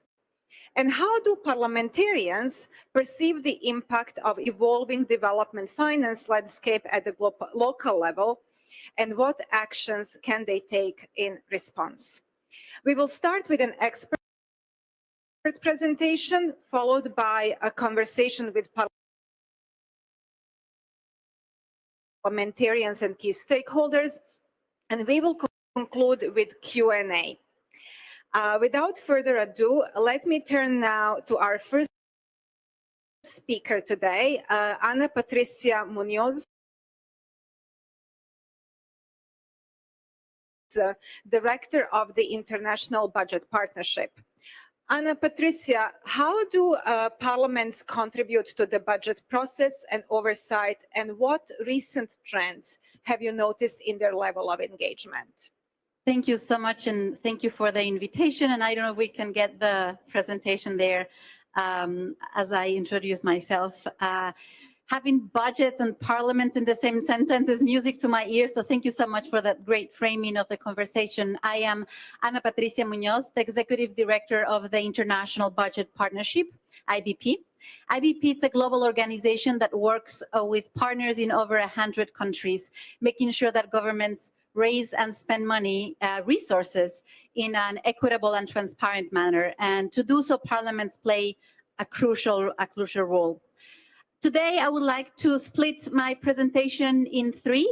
First, to give an overview and context of where parliaments are as in regards to budgets in the measurement that we have implemented in about 125 countries. Then I would like to suggest 4 priority areas to focus on to meet the agreements in the Compromiso de Sevilla, and then provide some specific examples of what has been already done and what is possible. And so I'm going to have just 4 slides that give you an overview of the measurement that we have done over time in a survey that the IBP implements, the Open Budget Survey. I was supposed to have a clicker, but I don't think I have it. It is? Is this the clicker? Okay, sorry about that. And let me try this. Perfect, that was easy. Thank you. Is it okay if I stand up? Yeah, I think it's easier to see people. Okay, so what you see here are the different pillars of the Open Budget Survey. So 3 pillars: transparency, public participation, and oversight. And in oversight, we measure both legislative oversight and audit oversight. And we have been measuring this for the last 20 years. As I mentioned, the latest survey covers 125 countries. If you focus on the orange piece, you can see a decline on the percentage of parliaments that are doing legislative oversight of budgets. And none of the institutions rate very well. This is over 100. But what is concerning is that the trend is not going in the right direction. And we saw a dip during COVID, so from 2019 to 2021, which was kind of expected. The problem is that has not recovered, actually has gotten worse. So something to pay attention there in the role of parliaments as it relates to budget. But we have more detailed questions about it. And so what you can see here are 3 variables that we measure. The first one is, what is the percentage of parliaments that did not approve the budget or did so late? And as you can see, about 1 in 5 in the latest survey did not get to approve the budget where it was supposed to do. That is, I think, the most basic function Parliament should play, and unfortunately, there's something happening there.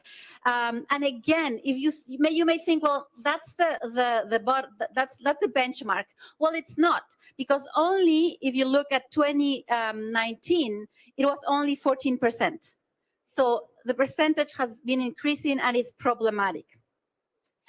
Then it's not just about approving budgets. What happens between the budget approval and the budget execution? So we also ask what has been the role of legislators in examining, analyzing the mid-year report on budgets. And here again, more than half, 55% of parliaments did not do an analysis of the mid-year budget. And then you end all the process with the audit report, and you can see the numbers here also concerning both in terms of percentages, but also in terms of trends. And so to reiterate the importance of looking at the entire budget cycle, we've been some downward shifts on what's happening, but I think it's important to highlight that there's a process in place to make it better. All regions are not equal. Because we analyze this for 125 countries, we also cluster the information by region. So you can see here, in terms of the legislative follow-up, which are the countries where the highest percentage is and where are the countries where the most source of concern are. And so now I would like to turn to what would be, in our view, 3 or 4 places as it relates to the Compromiso Sevilla that we need to pay attention. And actually, there's 2 times in the document where parliaments are mentioned. One, it's 27B, and that is exactly what IBP works on. It's about promoting budget transparency and accountability in the budget process from the legislators. So the agreement, the Compromiso is right there. The question is how to do it. So that's 27B. And then 48B is about debt accountability. And so pretty much Compromiso Sevilla gave me already 2 of the 4 points that I wanted to make even before I read it. So in the work of the International Budget Partnership, we do think that's important to look both at the revenue side and the expenditure side, and also the debt management. And so on the revenue side, I may offer two aspects or 2 sub-themes in taxation that I would love for legislators to be more involved. One is tax expenditures. So these are all the benefits, all the deductions, all the incentives that governments put in place for private firms, for example, to, in theory, create more jobs. But usually those incentives are quite opaque. In some countries, that amount is higher than the entire budget for education and healthcare. So it's important to have oversight on this extra-official and official incentives. So taxation. The other topic under taxation, you heard it throughout this week, is high net worth individuals, and the legislators have an important point there to facilitate the mechanism to do so. So the first one, tax. The second one is debt, which is also in the Compromiso Sevilla. And for debt, there's already a blueprint. You may want to look at some publications that recently the IMF put forth on making the public debt public. And I may get into some technicalities here, but I'll just mention some concepts. So for example, our current norms and laws defining who is responsible for issuing or deciding what kind of debt a country is going to have, legislators have a key role in ensuring that there's that kind of accurate definition. Do we know who has responsibility over it? Do we have a definition of debt? What about subnational debt? What about state-owned enterprises? What about accruals? What about contingent liabilities? I'm throwing so many names there, but just to say there's already a blueprint, an agenda of legislative reforms that can be put in place to ensure better debt transparency. The third one is about budget credibility. Budget credibility is another thing that, what's the difference between what the government said it was going to do in its budget that is approved, hopefully, by everyone except 20% of the legislators, and what happens afterwards? Where, in what sectors you have overspend, in what sectors you had underspend. And being here in Sevilla talking about development goals, unfortunately, that amount sometimes, again, of the underspend is equivalent as the entire budget for water and sanitation. And there may be reasons for that. But the parliaments have not only the right, but the obligation to ask questions. Why do we have underspent in some sectors and not others? So that's the third one, budget credibility. And the fourth one, of course, coming from civil society, is about increasing participation and collaboration with civil society. We're going to hear a little bit from one of our great partners in Tanzania, Semkaya, who's going to tell you a little bit about the work of civil society in Tanzania with parliaments. At IBP, for example, we're working now with 12 different commissions in the parliament in Senegal, very closely on not only budget issues, but broadly public policy issues. So there's a great collaboration on capacity strengthening, on bringing expertise, on ensuring that some topics may not be partisan, but are just development goals related. So with that, I think there's a lot to be done, and hopefully more collaboration between civil society and legislatures in the future. Thank you so much. Thank you so much, Ana Patricia. You will have an opportunity to ask her questions afterwards, but we will now turn to the panel, and we are privileged to welcome here Ms. Brenda Nyirenda, a Member of Parliament from Zambia and Deputy Chair of the Parliamentary Budget and Planning Committee. Ms. Marit Mai from the Netherlands, a Member of the European Parliament and Member of the Committee on Budget Control. Ms. Afshan Khan, Assistant Secretary General of the United Nations and Coordinator of the Scaling Up Nutrition Movement. I wish you all a warm welcome to the panel. Ms. Durenda, I will turn to you first and ask you what changes are you observing in how the evolving development financing landscape is affecting Zambia, and what are your hopes for what will come out of the Seville conference? Hello. Good afternoon once again. My name is Inida Nyurenda Brenda, Member of Parliament for Lundazi constituency, Eastern Province in Zambia. I just want to give a small background, if I'm allowed. Before I became a Member of Parliament, I just used to read about the roles of a Member of Parliament to say the roles of a Member of Parliament is to pass the budget, the roles of a Member of Parliament is to ensure that they offer credible checks and balances to the government of the day, and apart from that, to be able to speak on behalf of the people. So when I went into Parliament, coming from a university where I'm a lecturer of gender, and not only that, a lecturer talking about some of the developmental challenges that we find in our country. I was like, okay, now I have gone to sort out some of the problems which are there concerning development. When I reached into Parliament, this is my 4th year, I realized that it was so difficult to change anything in the budget. When the budget was presented by the government of the day, we couldn't even remove a comma or a full stop. So then we started now advocating to say, well, how can you claim that both the left and the right participated in this budget formulation, and yet it comes from Ministry of Finance already planned?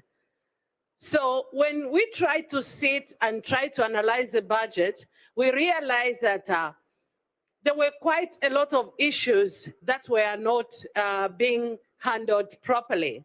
Hence, we came up with reforms on how we needed to look into the budget. We said we need to come up with sector budget analysis. We need to ensure that members of parliament have a voice, because when things are going wrong out there, they are still going to blame the members of parliament. They'll say this parliament is not working. But without money, without the budget, without planning, it means you have already failed as a nation. Hence, we came up with reforms to ensure that we should come up with sector budget analysis. Hence, with sector budget analysis, which we adopted last year, now we are able to call the different stakeholders coming maybe from civil society, they are coming from NGOs, some chiefs, or maybe what we call local leaders from our constituencies, to come and be able to have an input into the budget. What was I looking for, me as a member of parliament? I wanted to ensure that issues to do with children with disabilities, issues to do with women, issues to do with health, issues to do with SRHR, they are reflected in our budget, not where we're just rubber stamps and we didn't know what to do. When we talk about the severe outcomes, I would want to appreciate that Zambia and many other African countries, we are countries that are walloping with debt. Most of this debt is maybe historical, and it has been there for some time. And you'll find that when we plan our budget, most of the monies, they go into repayment of the debt. Hence, we do not remain with anything to use for development. If you do not have anything to use for development, it's like you are just in a nation and you just wait for next year to come, and then we see what is going to happen. So when I listen to the Compromiso Seville, and when I read, I realized to say now there's a human heart that is, being added to some of the challenges that Africa or other poor countries are facing. What is it that has impressed me? The idea of allowing African countries to be able to get concessional loans. Once you get these other loans, that applies even before you start doing the implementation of the programs. That was just my background. What are we doing as members of parliament? We are ensuring that the borrowing which is happening today, we have the annual borrowing plan and we are scrutinizing them as parliament to make sure that our governments do not contract debt which is not going to be useful to the nation. For example, what is it that comes priority as a nation? When you look at health matters, when you look at educational matters, when you look at issues to do with food, agriculture, these are some of the issues that are priority to our country. If you are going to contract debt, that will not reflect the challenges that we are having, like accommodation, where we need to employ teachers, where we do not have the road network. It becomes a bit of a challenge. So as parliament, we are now the gatekeepers to ensure that nothing passes without us having a comment. Even today in parliament, it's only that I'm here. There is an extra budget which the Minister of Finance brought to the House, and the opposition is up in arms because they have to see to it that whatever is being brought on the table, it is really something that is going to reflect the desires of the people out there. I submit. Thank you so much, Ms. Nirenda. I will now turn to Ms. Mai, member of the European Parliament. As you know, the European Parliament is an influential actor in international development. And I would like to ask you, what are your perspectives on the current state of international development financing? Thank you very much, and thank you for inviting me. Thank you for being here on this panel. I think my formal answer as a leader of the delegation of the European Parliament to this beautiful city and to this beautiful, I think, summit that we have, is that we don't have a position. Because the European Parliament was debating in its development committee to come to a position for financing for development and to have a delegation with a position also in our relationship to the European Commission. But we didn't come to an agreement within the European Parliament on what the priorities should be.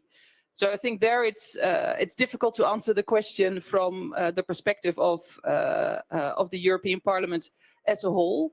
But I think if we look at specifically the question on budgets, I really liked the way in which you put it. We are going to have we have an interesting situation when it comes to budgets from the European Parliament and from the European Union. The European Union, as you know, is a big donor and facilitator also of many of the organizations and NGOs, civil society organizations that are present here. And currently, we see that there's a lot of pressure on these funds that are available from the European Union as a whole, but also from its individual member states. And this is something that we are debating in our parliaments, of course, also in our budgets. One of the important things, and I heard it again, someone saying this morning that governments from Europe or from other countries in the north, they have to explain to their constituents and to their parliamentarians why they use this money for development cooperation and what's good with investing in development cooperation. And I think we have to try and turn this around and see why it is important that we have good relations and good relations with our partners that we also use for trade and for other relations there. So within the European Parliament, we're looking at one of the challenges that there is a lot of pressure on the budget for development cooperation. And we know that within 2 weeks, the European Commission will present the new multi-annual financial framework. And in that multi-annual financial framework, we will have to see how for the next 7 years, the Commission will propose to work on development cooperation. And here we as parliamentarians have a very important role, both in the individual committees and in the budgetary committee, because we, of course, there we have the influence, as was mentioned by Anna Patricia, there we have the influence of looking at where the programs are going and where the budgets are going. And at this moment, I think we have to also realize that there's a lot of pressure on this budget. There's a lot of pressure on the budget from individual member states and on the budget of the European Union as a whole, pressure to move towards other priorities. And I think for us, it's important to make sure that this priority of having a relationship relating to your countries that you have trade with, that you have a political and historical relationship with, also has a part of this development cooperation relationship. So this is something that we will for sure discuss quite broadly in the coming weeks and months after we have seen the presentation of the Commission. Thank you. Thank you very much. I turn now to Ms. Afshan Khan. You are a strong advocate for parliamentary engagement on nutrition issues, and you have worked closely with the Interparliamentary Union on mobilizing that support. I would like to ask for your reflections on the commitments made in Seville this week and what you think are the key concrete actions parliamentarians can take in improving development financing. Thank you very much. Thank you very much. Thank you very much for the opportunity to be here, to join this panel. And I was delighted to listen to each of the presentations because I think it really gave a perspective as to why SUN as a movement has emphasized working with parliamentarians as a very important backbone of our work. You know, SUN has 67 governments, 3,000 civil society organizations, 1,500 small and medium enterprises, 15 UN agencies, and a host of national parliamentarians that support the nutrition agenda in country as part of its global efforts to end malnutrition in all its forms. And when I listened to the other presentations, it was so clear what an important role parliamentarians play in terms of the bridge, as Miranda so clearly stated, between citizens and states to make sure that the financing agenda truly reflects the priorities, rights, and needs of people that they represent. And I think this is what we have to hang on to, and the reason we advocate so strongly for nutrition is it touches on 11 of the SDGs. So we don't only see it as a social cost, we see it as a long-term investment in building human capital and future productivity of societies. And when it comes to the Compromiso de Sevilla, I think there's a couple of things. And because there's a number of parliamentarians in the room, I do want to speak a little bit to how we see the parliamentarian role as being so important. And that includes, obviously, the Parliamentary Commission in the EU. We work very closely with Barry Andrews, who leads the work on food security and nutrition. And that's because, firstly, we see parliamentarians, their important role in championing nutrition as an outcome in their domestic national budgets, their important role in strengthening legal and fiscal frameworks. And I think that was spoken to very eloquently in your presentation. So passing laws that promote healthy diets, regulating marketing of harmful foods. These are all legislative roles that are incredibly important for influencing nutrition outcomes. The fiscal policies, from taxing sugar-sweetened beverages or ultra-processed foods to phasing out harmful subsidies and also incentivizing with tax breaks, fiscal policies, the production of nutritious food, and then the oversight function. And we've seen, networks even in countries where you wouldn't expect a great impact, and I'll use Burkina Faso as an example. The Parliamentarian Network for Nutrition Security really worked closely, coming back to the alliance with civil society, to advocate for the creation of a dedicated nutrition budget line within the Ministry of Health and held ministries accountable for nutrition, water, and sanitation, and secured some major investments through coordinated advocacy. And I raise this because this budget tracking and monitoring role is so important. So when we come to the Compromiso de Sevilla, I want to highlight the important recognition it brings to the table that poverty in all its forms and dimensions, including extreme poverty, remains the greatest global challenge. And that commitment to leave no one behind must be at the heart of how we reshape development finance. And ultimately, whether it's food systems transformation or whether it's trade, unless it leads to prosperity for people and citizens, we are going to see the kind of disruptions, whether it's conflicts, whether it's social upheavals, whether it's people moving internally, or whether it's people moving externally, that undermine a very small, globally connected world. So that vision of, in the Compromiso de Sevilla, provides us with a solid hook to elevate nutrition in global and national financing networks. And it also points to the need, and this is again where I see parliamentarians as having a vital role, of the importance of coordinating financial flows and looking at how do we track budgets, align domestic budgets, donor investment, financing from health, agriculture, or climate. And this is where the vital role that parliamentarians play in bringing all these financing streams together under one umbrella to make sure they serve the citizens that you so ably represent.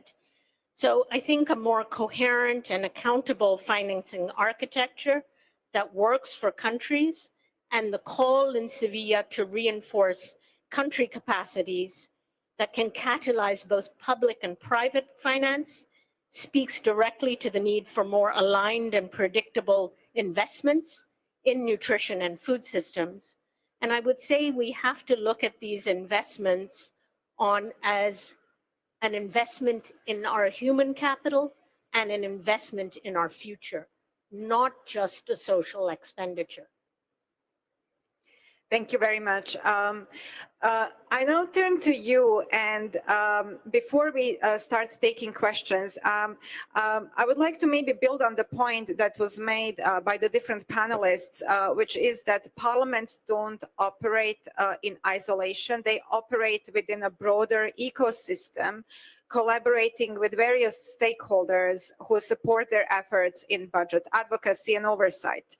I would like to invite Samkaya Kilonzo, who comes from Tanzania. He is the executive director of Policy Forum there, to briefly share with us how, from the floor, about how his organization is working with the Parliament of Tanzania in this area, helping them work on the budget oversight and legislation.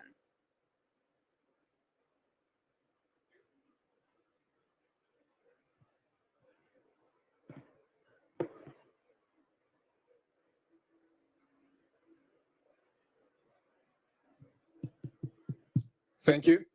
Yeah, as introduced, we as Policy Forum work very, very closely with Parliament in terms of building their capacity on issues around not just budget transparency, but being also to analyze the budget and understand critical issues on, in terms of how you can help transform lives in Tanzania. Now, really quickly, we do work on building the capacity, but the primary role of building the capacity, particularly of new members of parliament, is parliament as an institution. But mostly they focus on things like parliamentary procedures, as Honorable Nyirenda will attest. They focus on issues around standing orders and how you can be a better parliamentary in terms of a better parliament in terms of the institution itself and being effective in terms of representing your constituents. But where we come in is on mostly on issues around the thematic areas, the sectoral issues. Stuff on the SDGs, for example. We focus on issues around transparency, the social key social sectors, health, education, agriculture, and so forth. So we do have that vital role to play in building that capacity. My point mostly that I must admit does frustrate us as civil society organizations, and I'd like to learn from the panel, is that we do have election cycles, which is a good thing because that's what democracy is all about. But it comes with a turnover. In our context, looking at the past 5 elections in Tanzania, you're talking about around 60% or over turnover. So more than half of the parliamentarians that you work so hard to build their capacity and it just began becoming productive and effective are no longer going to be there after the election. So it feels like you have to start all over again. Now, we've learned obviously over the years how to mitigate against this huge challenge. Number one is working with the parliamentary staff, because they tend to be permanent. So whenever we have these sessions with parliamentarians, we ensure that a good number of them are actually the staff within parliament, and they help bring the continuity.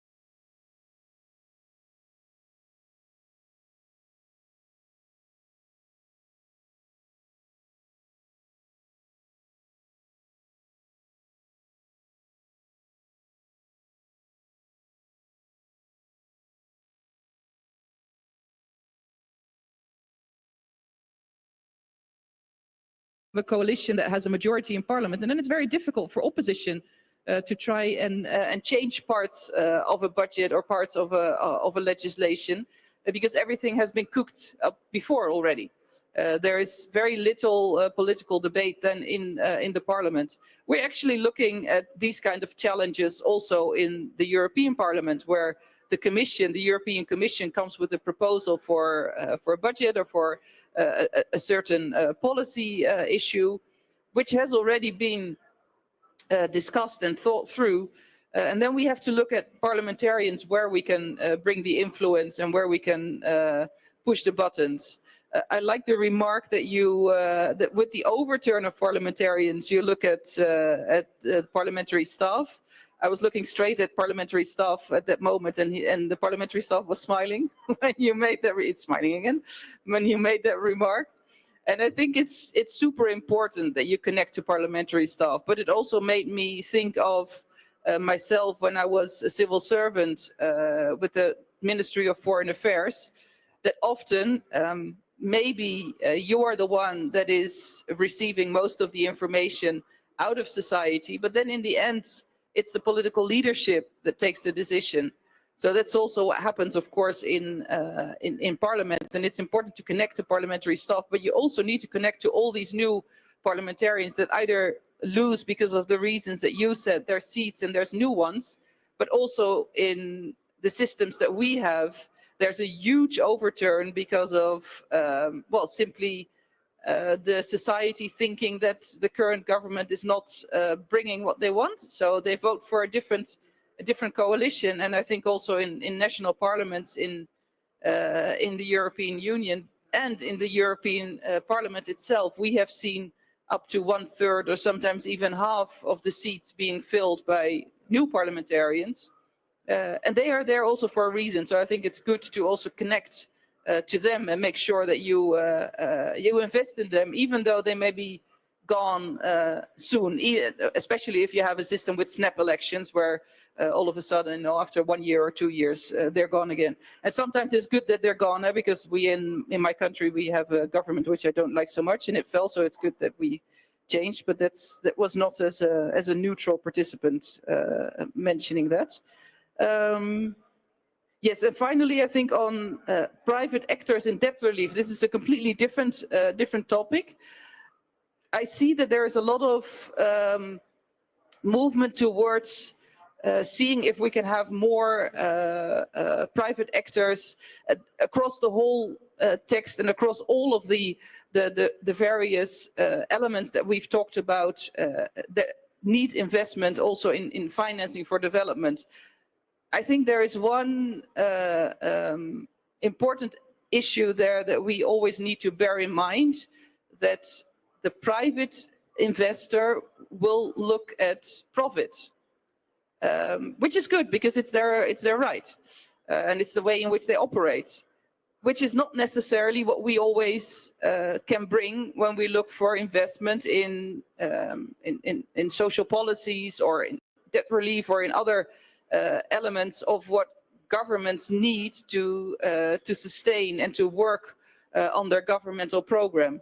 So here I think it's really important that we look at what is needed from public funds and what is needed from private funds. And then you need public funds, as you mentioned. You know, some people, they have had their free ride for too long, and not just in your country, also in my country. I mean, I'm from the Netherlands. We are a tax haven. I think it's important to acknowledge. And there's loads of people and companies that get a free ride through my country. And we need to make sure that taxation is paid, because with that taxation you can do investment in public services that we don't see as an investment that would bring a return, you know, in the next quarter or in the next year. So there, I think it's really important to look at these different elements. And one, I think, also important element that we have to learn there is often when these investments come, and they are maybe private investments in, for example, infrastructure or in mining or in other. Right now in Europe, there's a lot of investment in the defense industry. And we see that this investment goes to a certain kind of companies, but also to a certain sector of the labor force. Whereas the other sectors of the labor force, caretakers, fire people, you know, the people in education, are also those that still need that investment. So we have to make sure, if we look at this kind of investment, that we support certain also parts, not just of companies, but also of our labor force. And if we want to make sure that we have equal participation, you were talking about gender equality. If we want to have equal participation and also want to have gender equality in our labor force, we must make sure that we invest with public and with private money in everyone, and not just in a specific part of our society. Thank you. Thank you very much.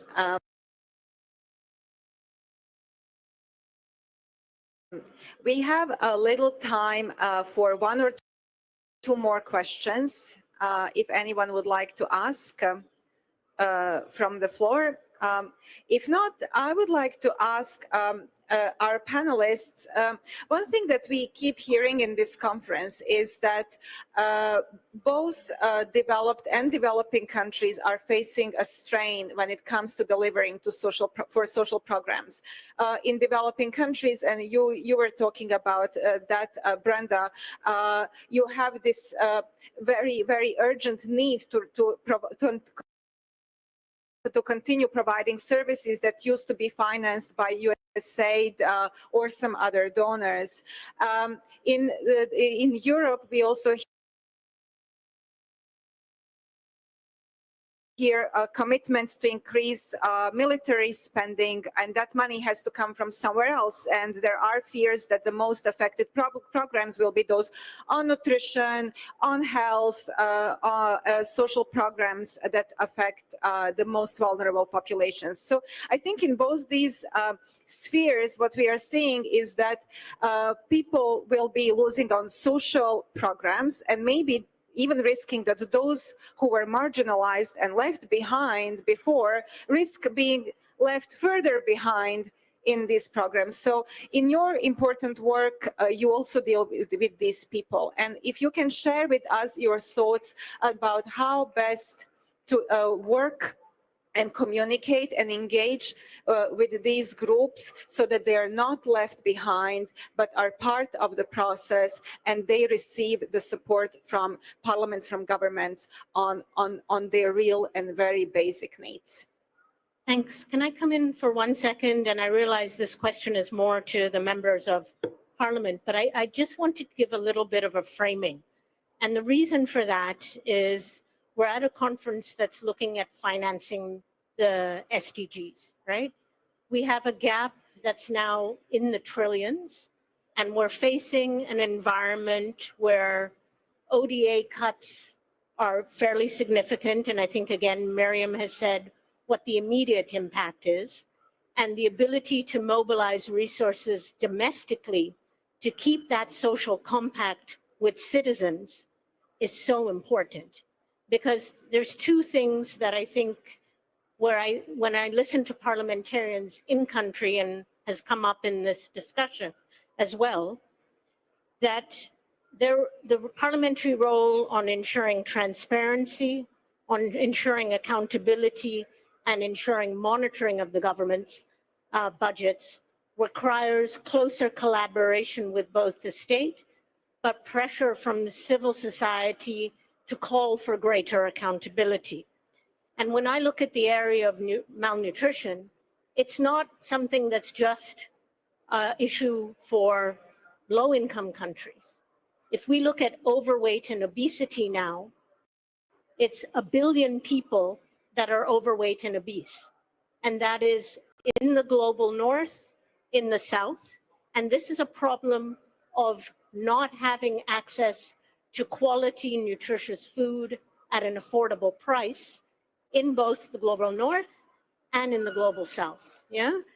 And so that means we have now a phenomena where overweight and obesity is costing, on average, $990 billion in productivity loss each year due to workers' ill health, or the social health impact of non-communicable diseases like hypertension, diabetes, which is passing on to the health budgets. The role of parliamentarians in both their legislative role and in their budget roles become, in terms of fiscal policies, becomes extremely important here. And I go back to the point that was raised on how do we make sure there's enough information out to rebuild the trust with communities in the role of parliamentarians, but also in the advocacy around issues that are important to society, but somehow get missed out because they're a cross-sectoral issue, or they're not visible until there's a major disease outbreak, for example, like we had with COVID. So, and the co-benefits of the importance of investing in nutrition.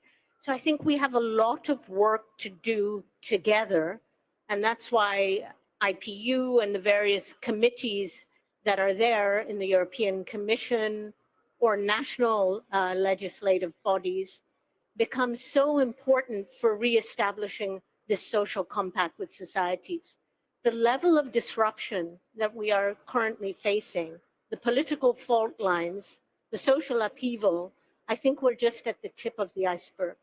And all of us who attend these global conferences, who are actors on the stage in civil society, who are partners with government, or those who are working with development institutions, we have a very important role to play to build those bridges.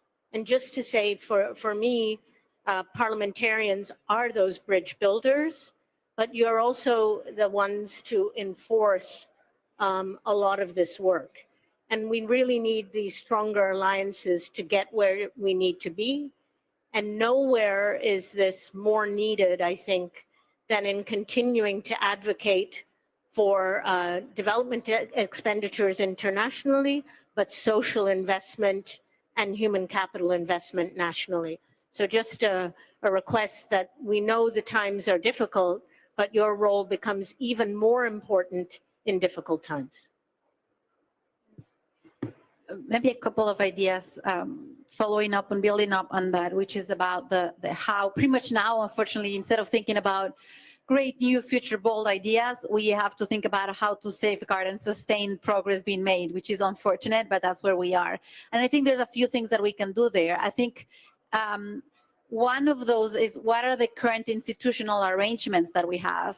And even in crisis, how we sustain that. And so, for example, more and more in our field, we're working closely with supreme audit institutions. And if you look at the accountability ecosystem, both the formal and informal actors, they would play an important role. And I think in collaboration with Parliament, I think it could be a very powerful way of working. Of course, in some countries more than others, those institutions are more independent or not from the executive. So that's a more complex question. The second one is about shifting the role that civil society has been given, and this may define where it can contribute or not. What are the topics that seem to be too technical for civil society to actively participate beyond the important role of asking for accountability? And so how can civil society actors of all kinds, from grassroots organizations to more academic civil society, can contribute to identify the problems and the bottlenecks?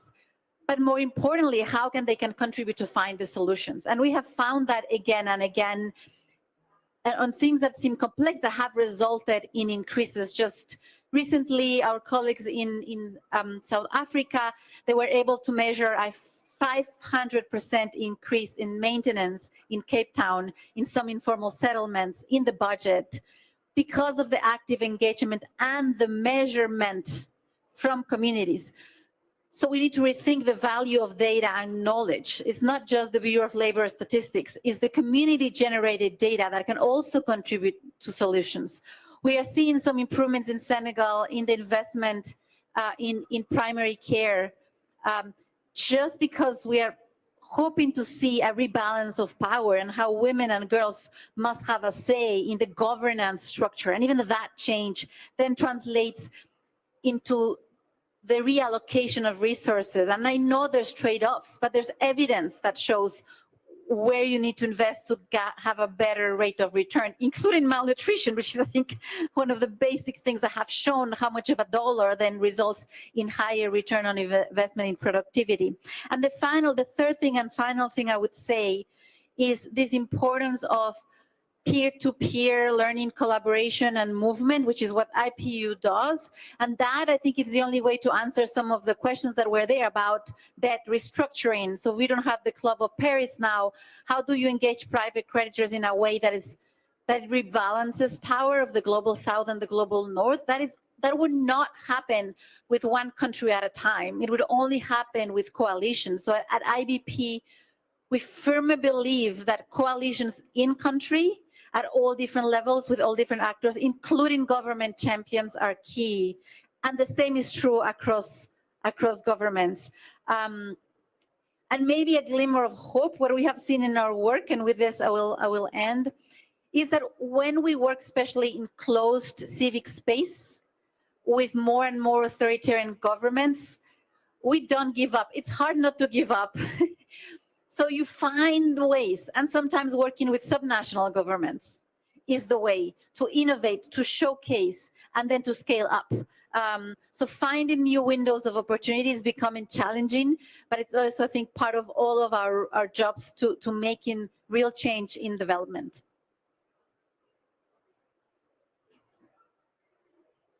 Yes, thank you, and thank you for your question, especially on investments in, for example, defense industry and investment in social policy. I think we see this as one of our big challenges for the next period in the European Union. And maybe if I look at the way in which we can communicate also with our constituents, with our citizens, it's very important to make sure that when we talk about physical security, we also talk about social security. And these two elements should not be a trade-off. But at the same time, we see that if you discuss about policies for individuals, there's a lot more debate in society. Should individuals have tax breaks, supports if they are in need, if they live in vulnerable situations? Then the debate about this huge amount of money, which is a little bit out of your understanding and out of your scope, that would go to, in this case, to, for example, the defense industry. So we really have to make sure when we talk about these elements that all of them are important and all of them cost a lot of money. And it should not be, the one should not be crowding out the other, in my personal opinion, because I think if we build onto physical security on the European continent, but at the same time, we do not work on social security, we do not work, and with social security, I mean all the elements of social policies. So this could be nutrition or education or housing, all the elements that people need to just have a good life and to be able to see some hope and some perspective for their future individually, not necessarily as a country, but individually. We should work on those policies as well, and work on those policies, of course, that we discussed here that relate to international solidarity, international collaboration. And if we forget the last bit, which is the soft power, so this international collaboration and the social policies nationally, and only look at the hard power, I think we lose why we have a government that serves the people. So this, I think, is really the big challenge that we have for the near future. Thank you. Thank you so much. Indeed, global development financing landscape is undergoing significant shifts. And the question which I have is, we have these so many SDGs, and we have very few years in which we should sit down and ask ourselves the question, did we achieve anything? And after this abrupt change, what is it that we're going to do? So some of the changes that we have to do concerning the shift is that we have to prioritize as nations what is important. For me, talking about Zambia, the basic needs of the human want are the ones that we really have to look at the moment, because desperate times call for desperate actions. So for now, as a member of parliament, we have what is called Constituency Development Fund. And instead of, giving maybe empowerment to people who may not even pay back, the best would be for us to concentrate on issues to do with health, so that we can save that girl from becoming pregnant before time. Otherwise, the problem is going to multiply. So with these global shifts, I'm sure countries and Zambia, and I think other countries also, have already started adjusting so that they can be able now to work with what is workable. Anyhow, we shouldn't lose what we have gained up to this level. I submit. Thank you very much. And this brings us to the end of the panel. I would like to thank all our amazing panelists for sharing these insights and thoughts about these very complex and yet very human issues, which are very imminent for all of us to deal with. We also take good notes of all the suggestions that you have made for the Interparliamentary Union on how to further engage on these issues with members of parliament and staff, but also with civil society and the United Nations. With this, I would like to close this panel and thank you so much for attending.